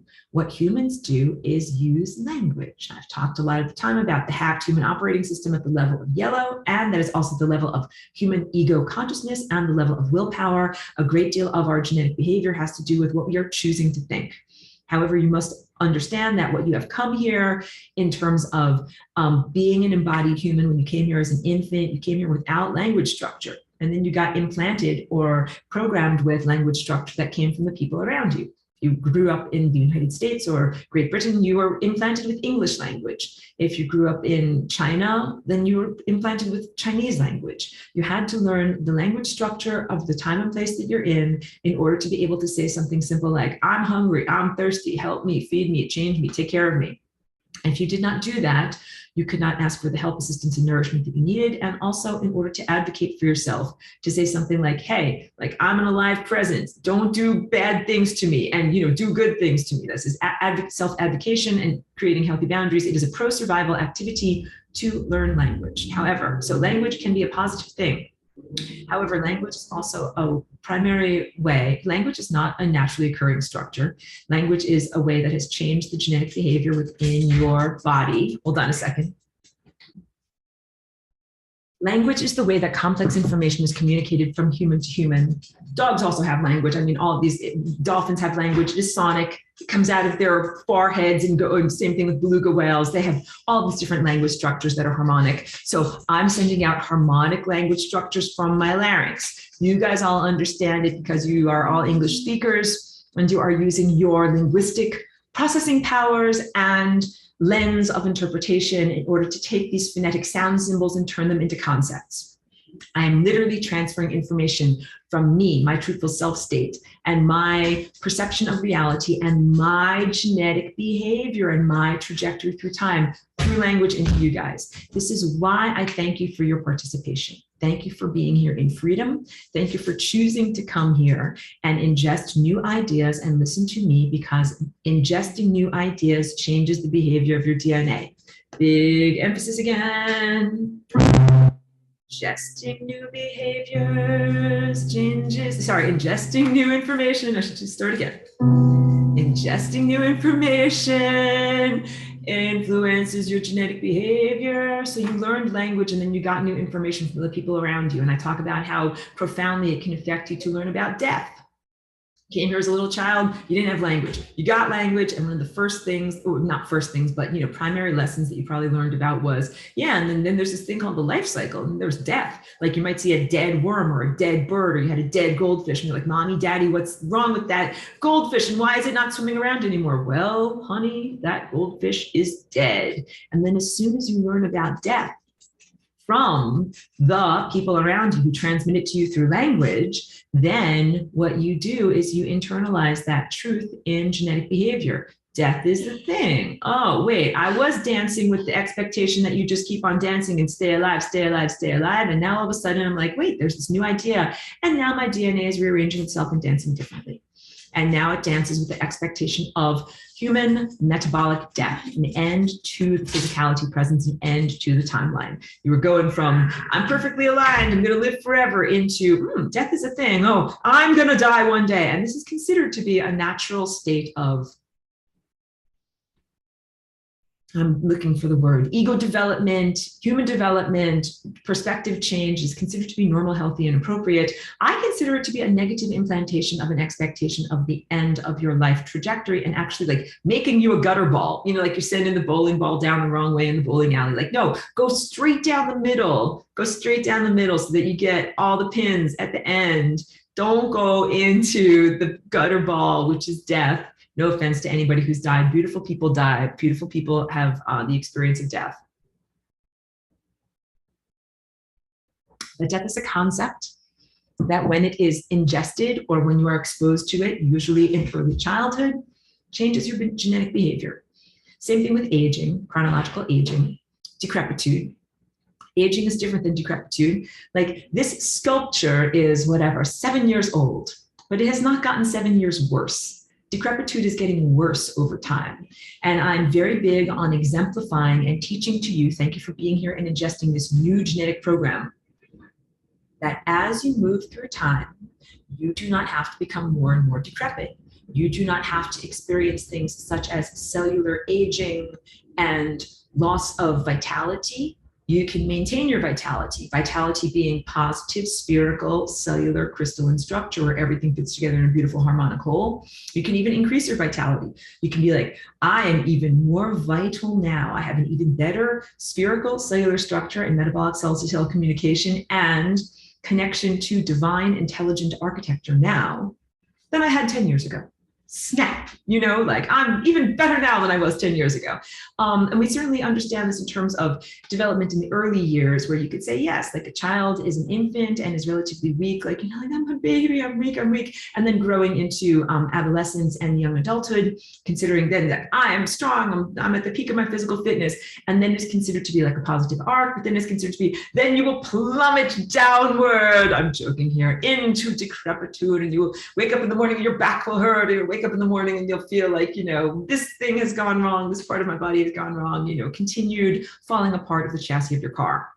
Your body regenerates. So that is a program or mental structure that I invite you to encompass and embody in terms of being influenced by my presence here.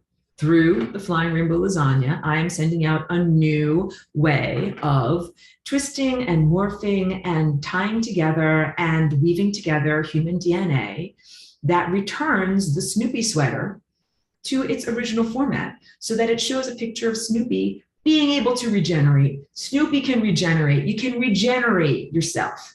The chassis, the car that you were originally gifted with in terms of your birthday suit and your connection to divine creative presence that I call God, many people call God, that I conceive of as God, that I define of as God. I don't mean to be so insecure about talking about the word God.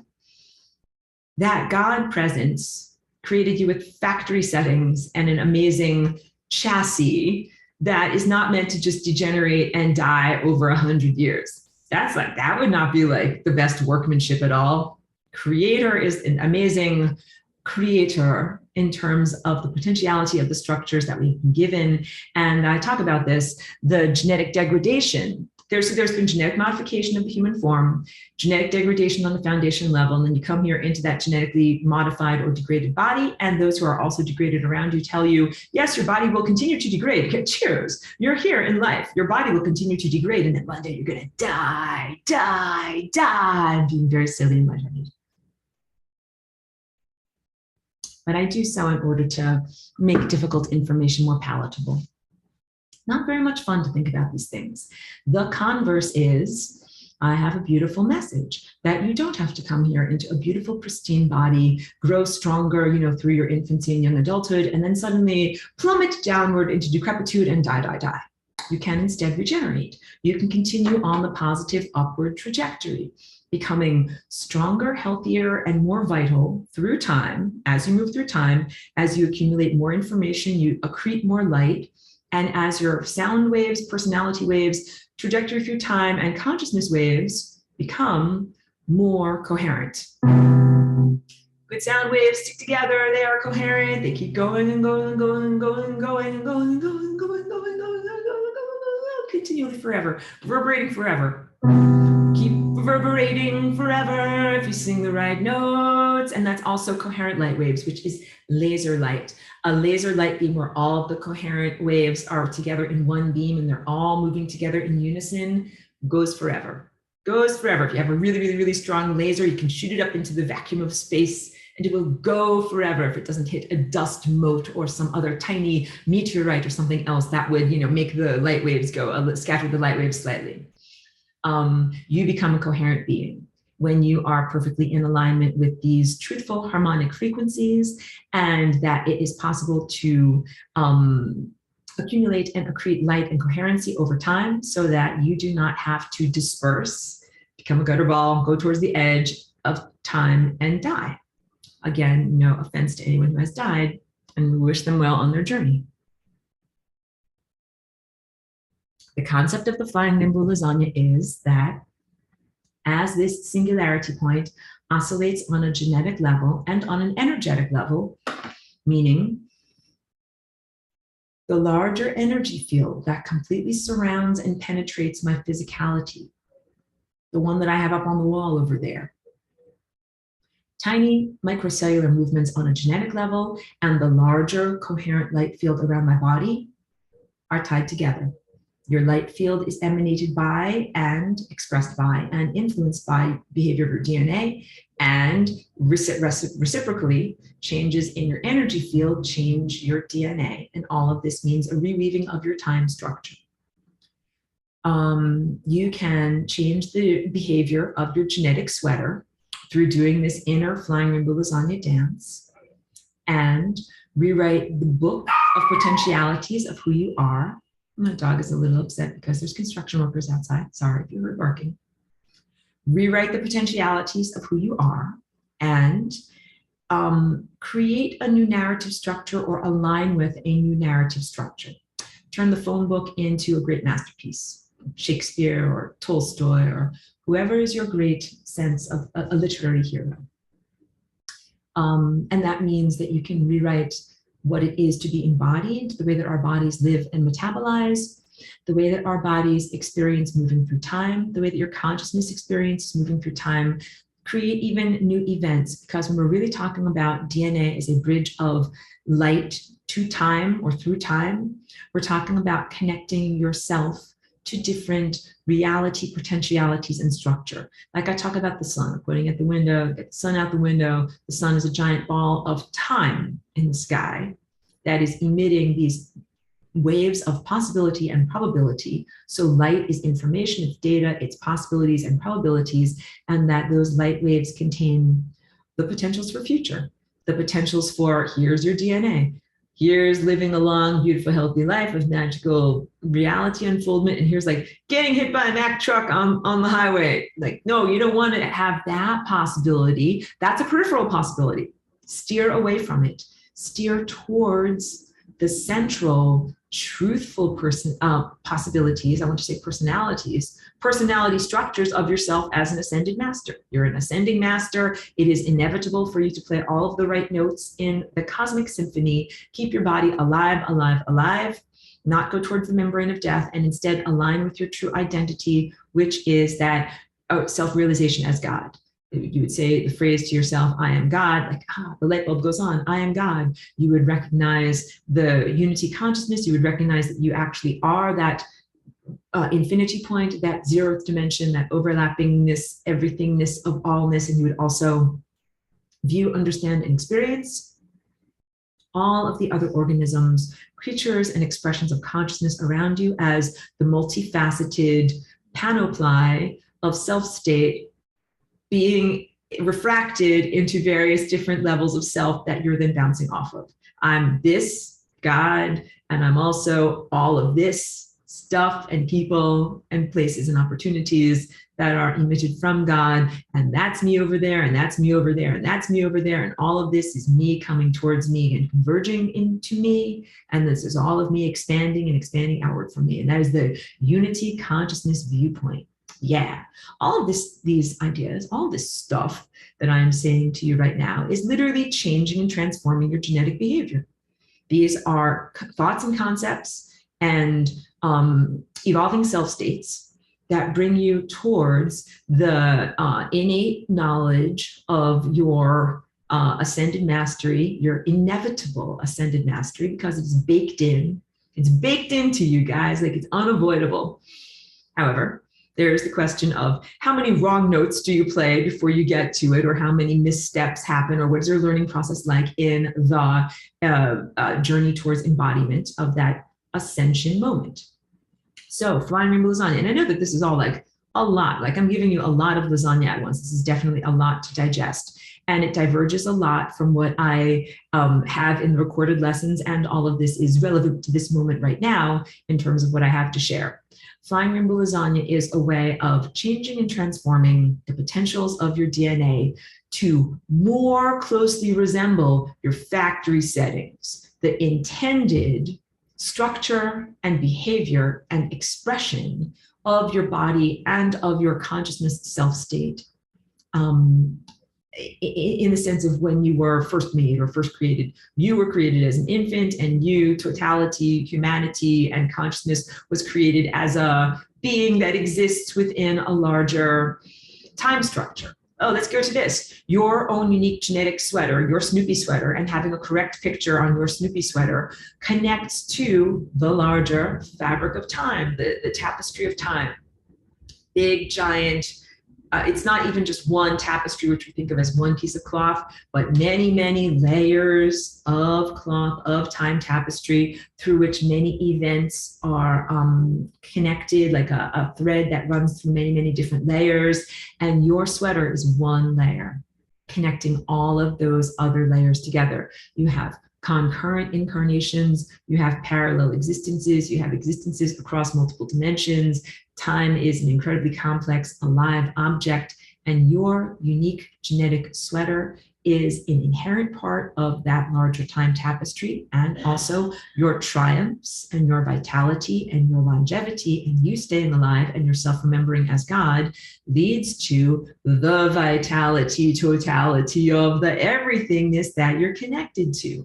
And if you are in decrepitude, or if you go into death, then that also has a negative impact on the totality state. So you staying alive helps keep the larger time animal alive. Your life matters. You matter. Your basic choices and life trajectory and what you are experiencing, whether it brings you towards greater vitality and longevity, or away from greater vitality and longevity and then into eventual decrepitude and death, matters to the totality. You're not some small disposable object. Your life actually really matters. Like if you have a red blood cell that travels through your body and circulates throughout your body, that tiny red blood cell and its life and its trajectory circulating through the blood system has a huge impact on the health and vitality of the larger animal that it lives within. Your circulation through the chakra system, which is known as time, moving through your life in these circular and spiral patterns, is like the journey of one red blood cell or a tiny little biological fragment through a much larger system. And you carry consciousness, and you also move through time, carrying ideas and genetic material down the timeline, time road, and having a huge impact on the larger structure of time itself. Back to my own origin story. What motivated me to come into this particular human form via the flying rainbow lasagna portal or doorway of consciousness or oscillation of consciousness in order to keep this body alive, healthy, and vital, as opposed to dead and unraveling the Snoopy sweater. The real answer is, from my perspective outside of time, as part of my Aurora Symphony collective, being able to see that this life and its unnatural end really being murdered or killed or prematurely taken out of existence, that would be an unraveling of the sweater. Like you can get a moth hole. You have your sweater in the closet and a moth eats away at it. And let's say it makes a tiny little hole. You can still wear that sweater. It's still viable. Let's say it eats a bigger hole. Then it's like, something, now all of a sudden, all of these threads all start to unravel. All of these threads all start to unravel. And at a certain point, the whole entire sweater loses its integrity because there have been too many threads that have been cut. And I'm at a loss for words. That has been happening in time. So my larger superstructure, collective Aurora level of consciousness has been active, is present and active, linear language fails at this moment, to safeguard, nourish, and protect the integrity of the genetic sweater so that it's not eaten away by moths. And these moths do exist, and they have been acting throughout various levels of time and dimensionality, harming or threatening the structure of time. And that I've been going around helping to fix the sweater and protect the sweater quite a lot. So my mission here as Flying Rainbow Lasagna is in nourishing and protecting the time field by being embodied in this life, taking up the mantle of this life, and moving in levels of vitality. And also, I'm not done yet, guys. In sharing these ideas, I am planting seeds within your own consciousness and influencing your own guitars to sing a new song, of health and vitality, what you can do with your genetic sweater, how you can fix up things that were handed to you by your ancestors that you might not want to read or express anymore. It can be personality characteristics or negative diseases. Also, some things might have been taught to you by your mom and dad in society that aren't necessarily healthy and vital, that you might want to not listen to or diminish in the song. So Flying Rainbow Lasagna, just as a brief aside that I will get into more, is a shape that represents both energy and entropy, turning up the volume and turning down the volume. This is the singularity at the self state of totality energy. And this is the singularity at the self state of energy, which is entropy rather.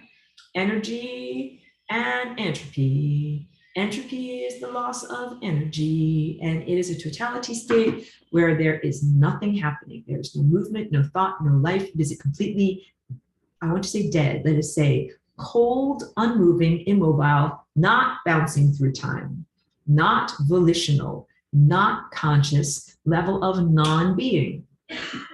This shape oscillates between being and non-being. Here's all the stuff that exists, and here's all the stuff that does not exist. Here's everything that exists, and here's everything that does not exist.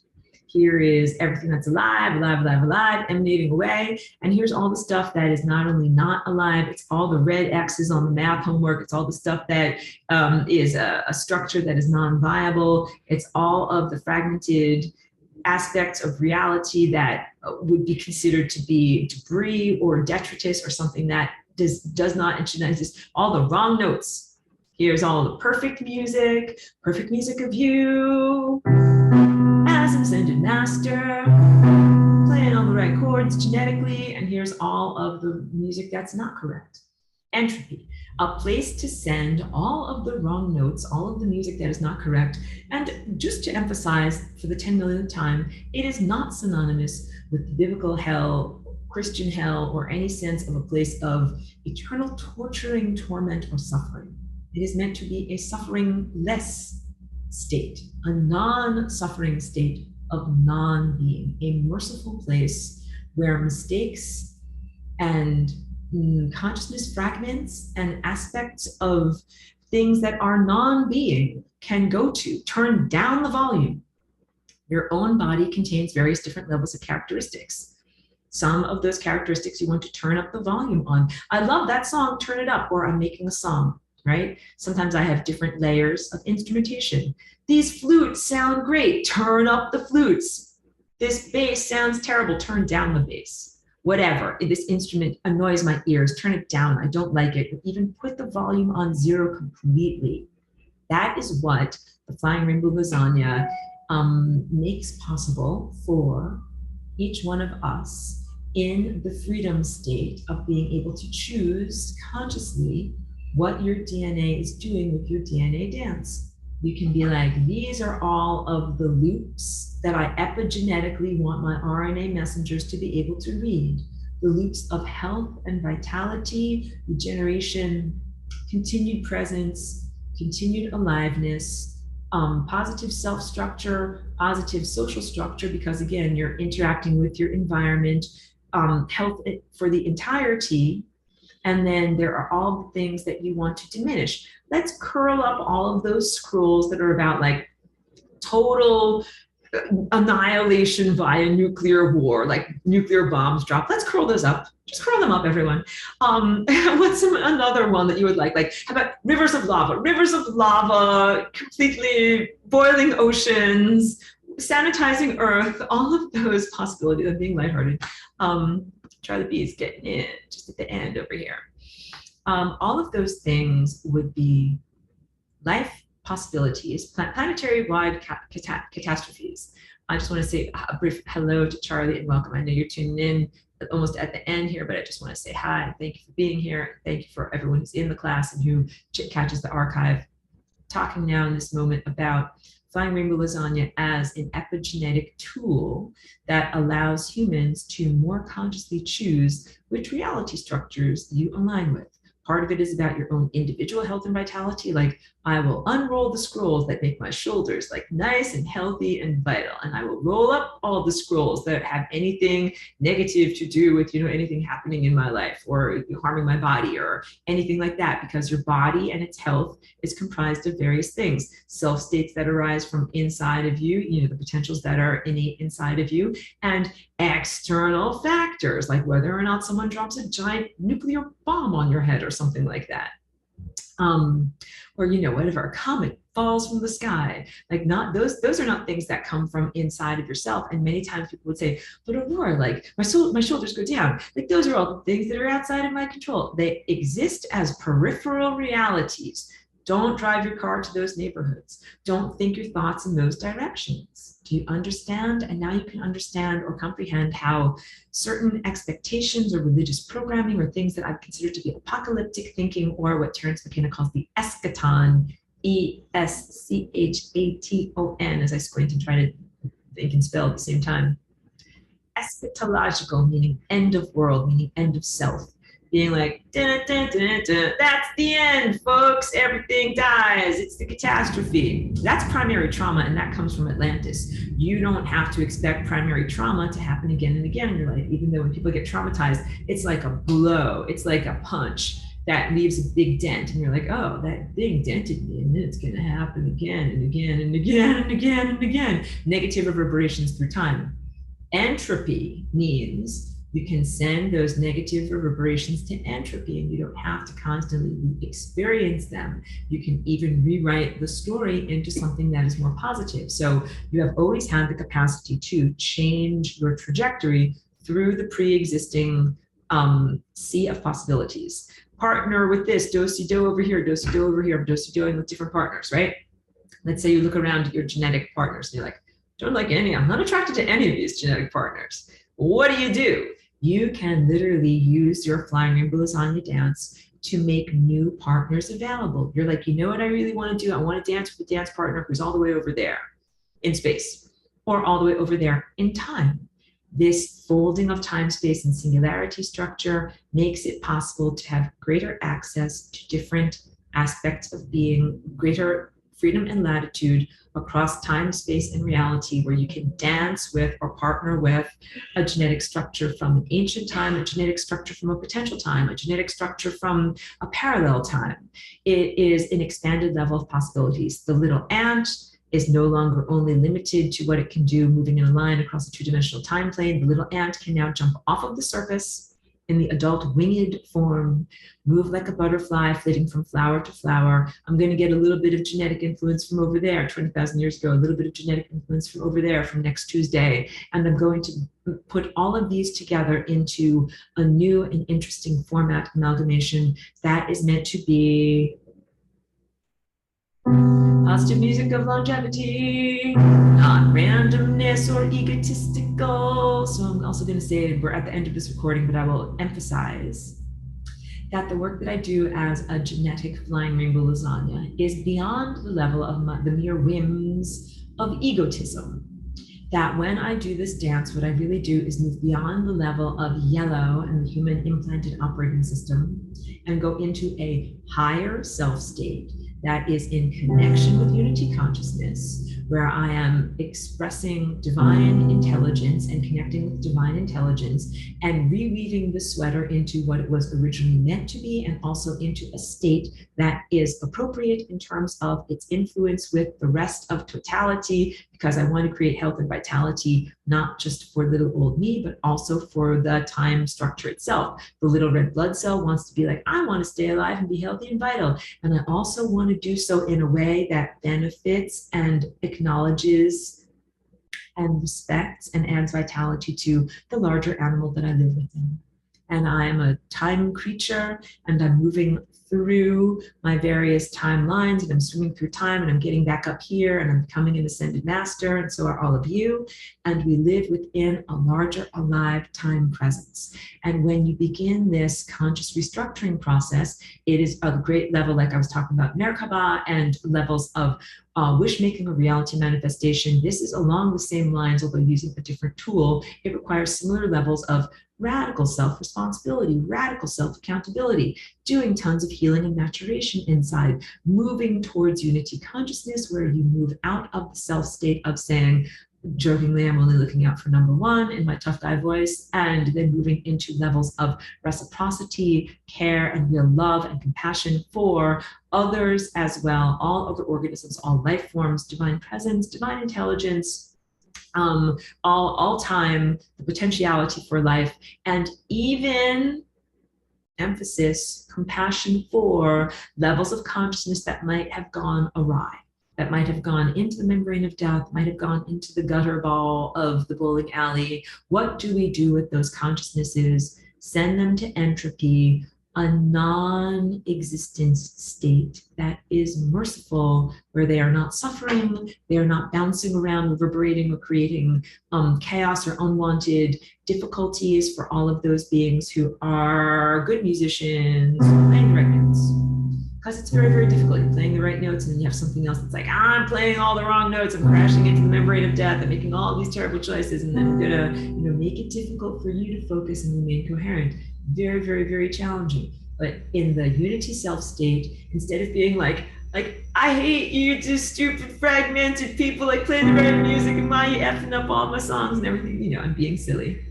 But we can feel that way sometimes. But the real compassion, unity consciousness viewpoint says, I recognize that that is also a part of God. God is self state, that's me coming from a different direction, not knowing what I'm doing, totally bouncing and careening wildly through time, creating all sorts of negative harmonic structures that I'm then having to deal with a bucket and a mop. What do I do with it? Not send it to a place of brimstone and suffering. And, I'm being a little bit facetious and silly there with my voice, in case you can't tell.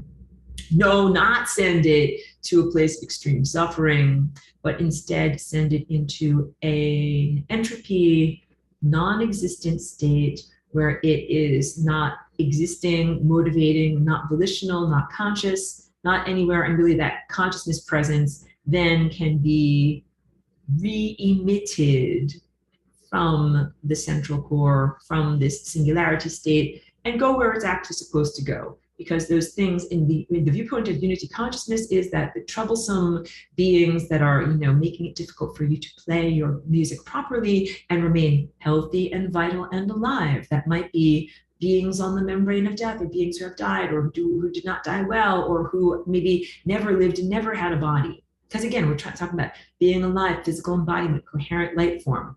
Any of these fragmentary or negative or seemingly malevolent consciousnesses that do not add to the total health and vitality of the entirety of time. The moths eating away at the integrity of the fabric of time. What to do with them?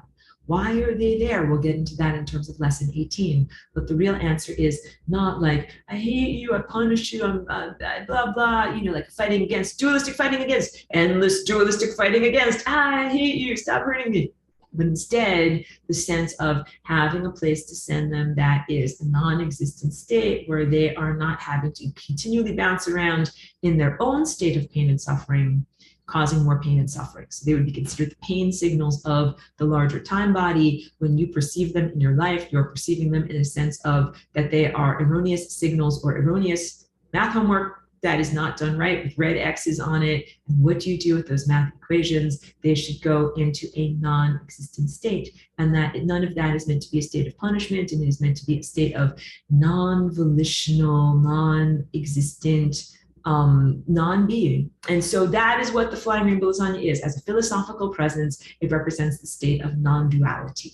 So I told you about us being in a particular age, that this is actually an age of Christ, that we're moving out of the age of Pisces, the age of, the indigo chakra. It's an age of huge duality.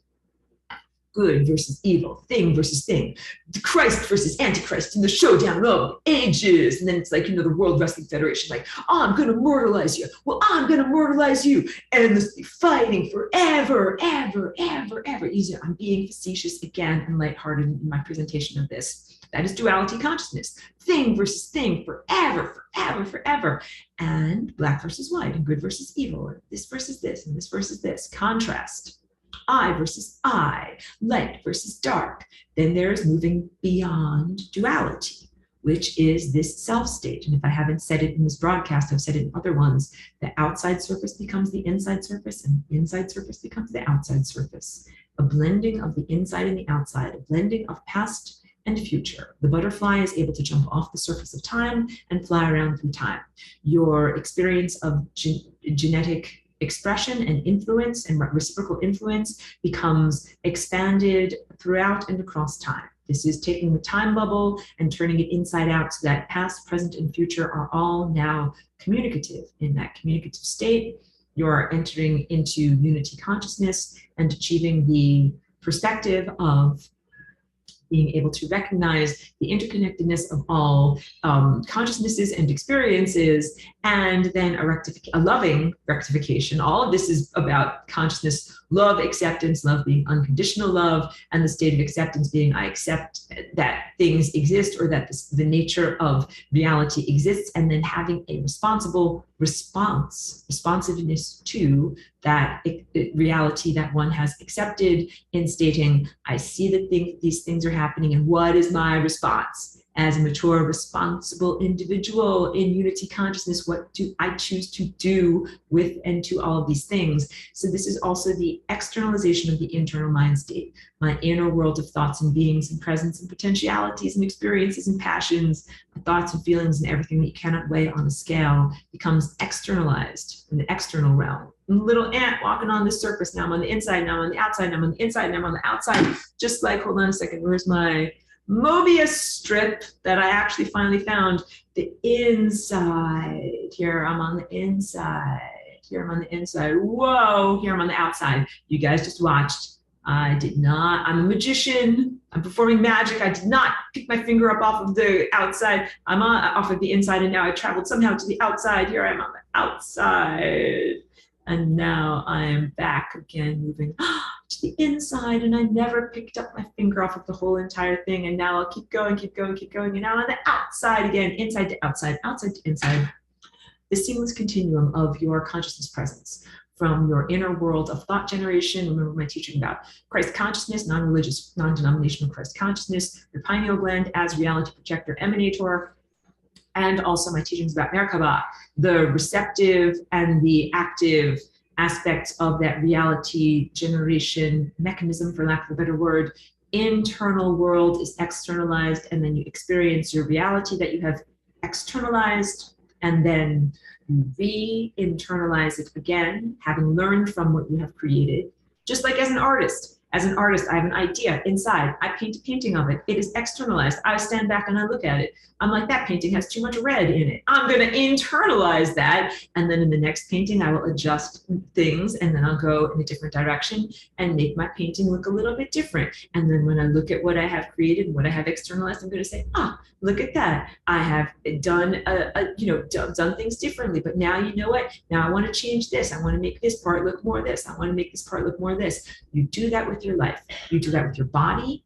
You do that as a time collective with the events of reality. So not only as a species of organisms, like a bunch of sea turtles or a bunch of humans or a bunch of whatever, you are an entire ecosystem. You are also made of light. You are also connected to the sun and the stars and all light everywhere. You are quantumly entangled with all consciousness and all light everywhere. You begin to externalize your internal feeling state structure and see it outside of you, and then say, how can I change and shift and transform this masterpiece into something even more pleasing and even more divine? You internalize it, you make new choices, you re-externalize it, and it is a constant, I'm doing my genetic dance again, guys, constant internalization, externalization. Okay, and when I do this little movement here, that's like a measure break. That's like in measure break in music is play, play, play, play, play, play, play, measure break, or paragraph break. These are all the rules that assigned to that particular level of music. That's in 4/4 time. But now measure break, or now we've started, now we're going to change the time signature or the key. Now it's different over here, or we just started a new phrase in music. It is a way of doing genetic compartmentalization or firewalls or safety breaks in order to say, I just made this thing happen. I'm happening over here. And now I'm going to do a little measure break. And now I'm going to start the new chapter. Like all of that stuff is in motion. And now I'm going to start afresh in a new way, a fresh new canvas, a fresh new page, a fresh new way of doing things. So this is also a very brief lesson, because I know I'm getting to the end of this recording, of how do you do the flying rainbow lasagna? So a big part of it is, thank you for sitting through 2 hours and 12 minutes of me flapping my moving mouth parts and speaking to your intellect. Remember, the intellect is a gatekeeper. You've been ingesting new ideas, the sound of my voice and these new ideas and all the music that I've been playing has been affecting you, and your DNA is acting in different behaviors now. You're not on the same timeline that you were when you woke up this morning before you listened to this video. You have changed timelines, and you are now moving in a different direction. Thank you for being in consensual do-si-do partnership with me. And then it is possible to consciously internalize these movements and begin to emit flying rainbow lasagna, or embody it in your own body. So learning new thoughts changes genetic behavior, changes epigenetics, or what is possible in terms of your RNA messengers reading your scrolls, which are tightly scrolled or not tightly scrolled. And learning about these concepts here today has given you greater latitude and freedom. And that as you internalize those truths more, you begin to do your own unique flying rainbow lasagna genetic dance. And so I am an example and a mentor in how to do this. And also, just as your fingerprint is unique and your trajectory through time, your soul is unique, your solution to your own math problem in terms of the movements of your DNA is unique to you. You are on your journey of learning what are the right dance movements for you to propel you through time as an ascended master in an eternal self state. And it's not up to me or anyone else to impose that for you or to do that math problem solution for you. It's literally the work of your life. So what I can do is be a positive example for you. like I said, a mentor or a teacher or a coach for you, and encourage you that it is possible and give you examples of what it is to do it. And then it is up to you to internalize these possibilities and bring it inside of yourself and actually paint a new reality with your own paintbrush. That is exactly what an art teacher or a music teacher does, who is, good and respectful, is recognizing the inner potential of the person who is learning and helping them to bring forward their own gifts of true potential and their own innate divine connection. And you listen to your master teacher and the librarian of the cosmos that is guiding your consciousness to know what to do. So when I do my lasagna dance, I move out of an internalized ego state. So I'm not just like, I want ice cream on Tuesday, so I'm going to dance my flying rainbow lasagna dance. I'm going to do something that's right for me. I have to do, although I want ice cream on Tuesday, I'm going to do my flying rainbow lasagna dance. And I'm going to put that desire, which is appropriate for me to have as an ego structure, into my also desires for everything to be healthy and vital, everything to stay alive, the genetic sweater to be rewoven and not be eaten by moths, all life everywhere to go to consciousness where it is supposed to go. Things go to entropy that are supposed to stay alive. Things go to energy for things that are supposed to stay alive. Entropy for things that are supposed to go into a state of non-being. And that a lot of that is according to a much, much larger calculative structure than merely my own individual human ego. Not just about what it is right for me, it is really what is right, as in the correct math homework for the entire woven fabric of the tapestry of time in the entire cosmos. That is how you do the flying rainbow lasagna dance. And it involves a huge amount of processing power, which, don't worry, you're like, but wait, Aurora, like, how do I do this math problem? Like, this is very complex. I'm very intimidated. I don't like it. Like, stick my fingers in my ears. No, run away. No, don't run away.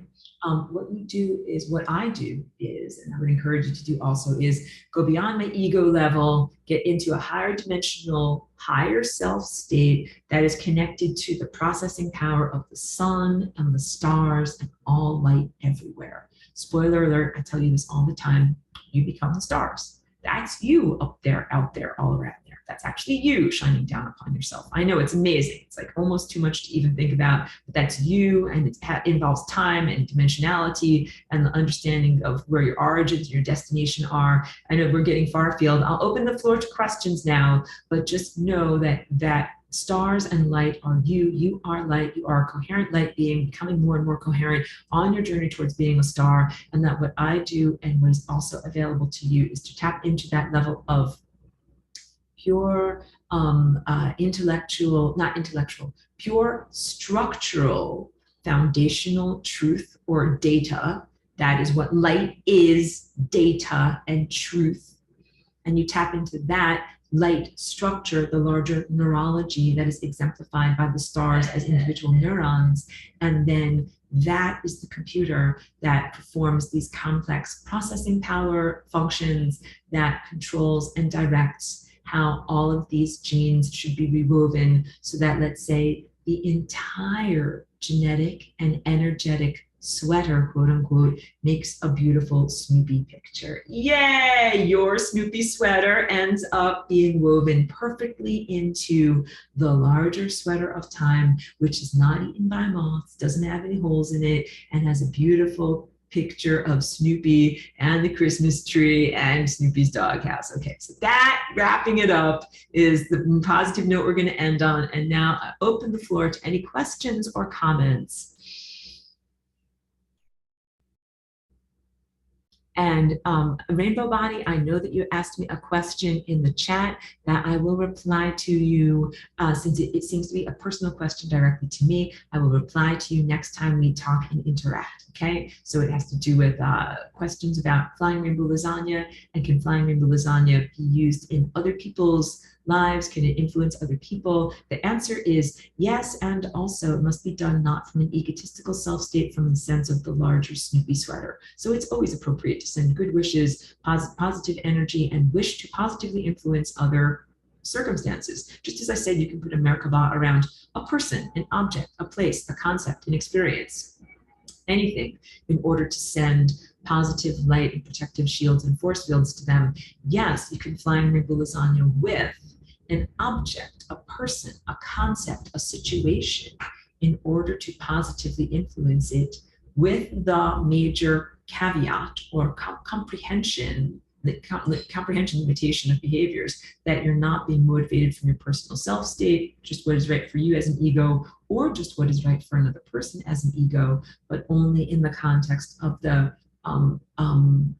correctness of upholding the larger Snoopy sweater. All right. So I want all of these consciousnesses to thrive. Dolphins, redwood trees, the entire Earth planet, all of the human life here. I want all of this consciousness to be in freedom. And that also includes be like, well, I'm a naughty, bad math homework person. I want the freedom to make mistakes in the math world and not make correct math homework. And I want to have, my freedom to be wrong. It's like, okay, you can have your freedom to be wrong, but that means that you're going to end up over here and you're going to go into an entropy state. Like, this is the way that this works. So not to get too philosophical, because I know that this has been a lot of information to embody. So if anybody has any questions or comments, now is a good moment. And if not, I will complete the recording for today. But sometimes then we get into wonderful conversations after the recording closes, but that's also, part of the beautiful spontaneity. I'm just wrapping up, but I also have to mention spontaneity.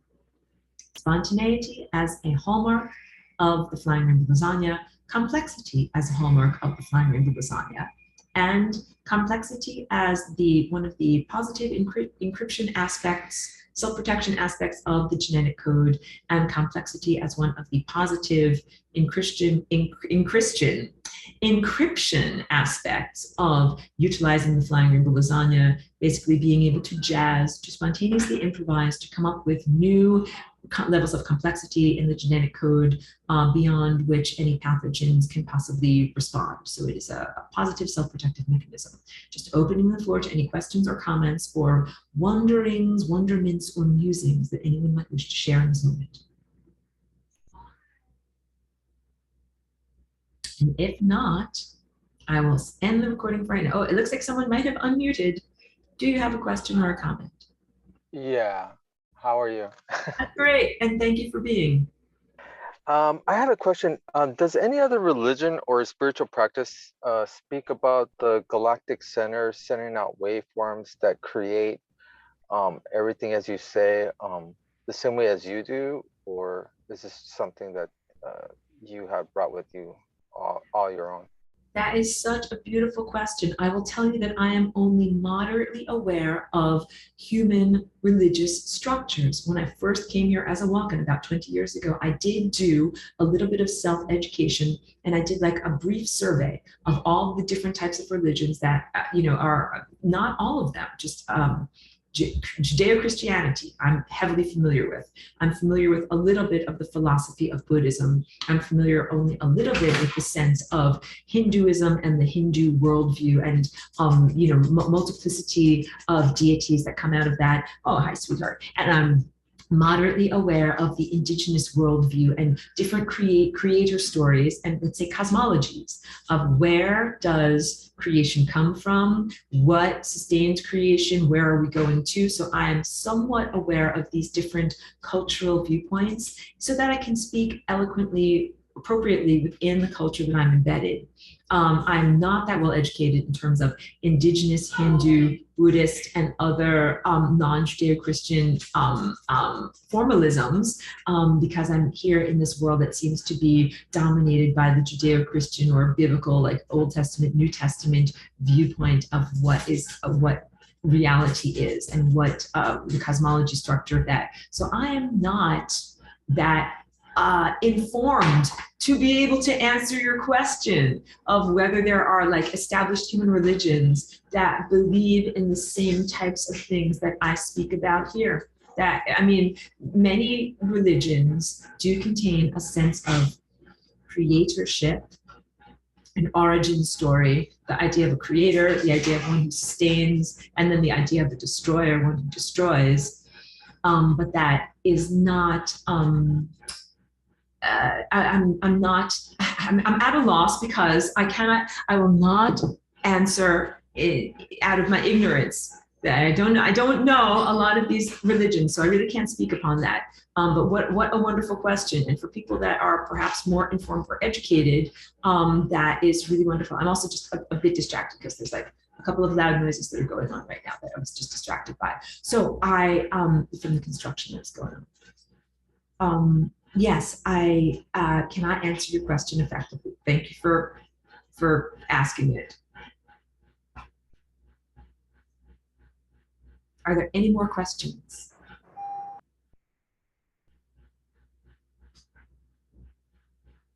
Okay, I'm going to end the recording for right now. Thank you so much, everyone.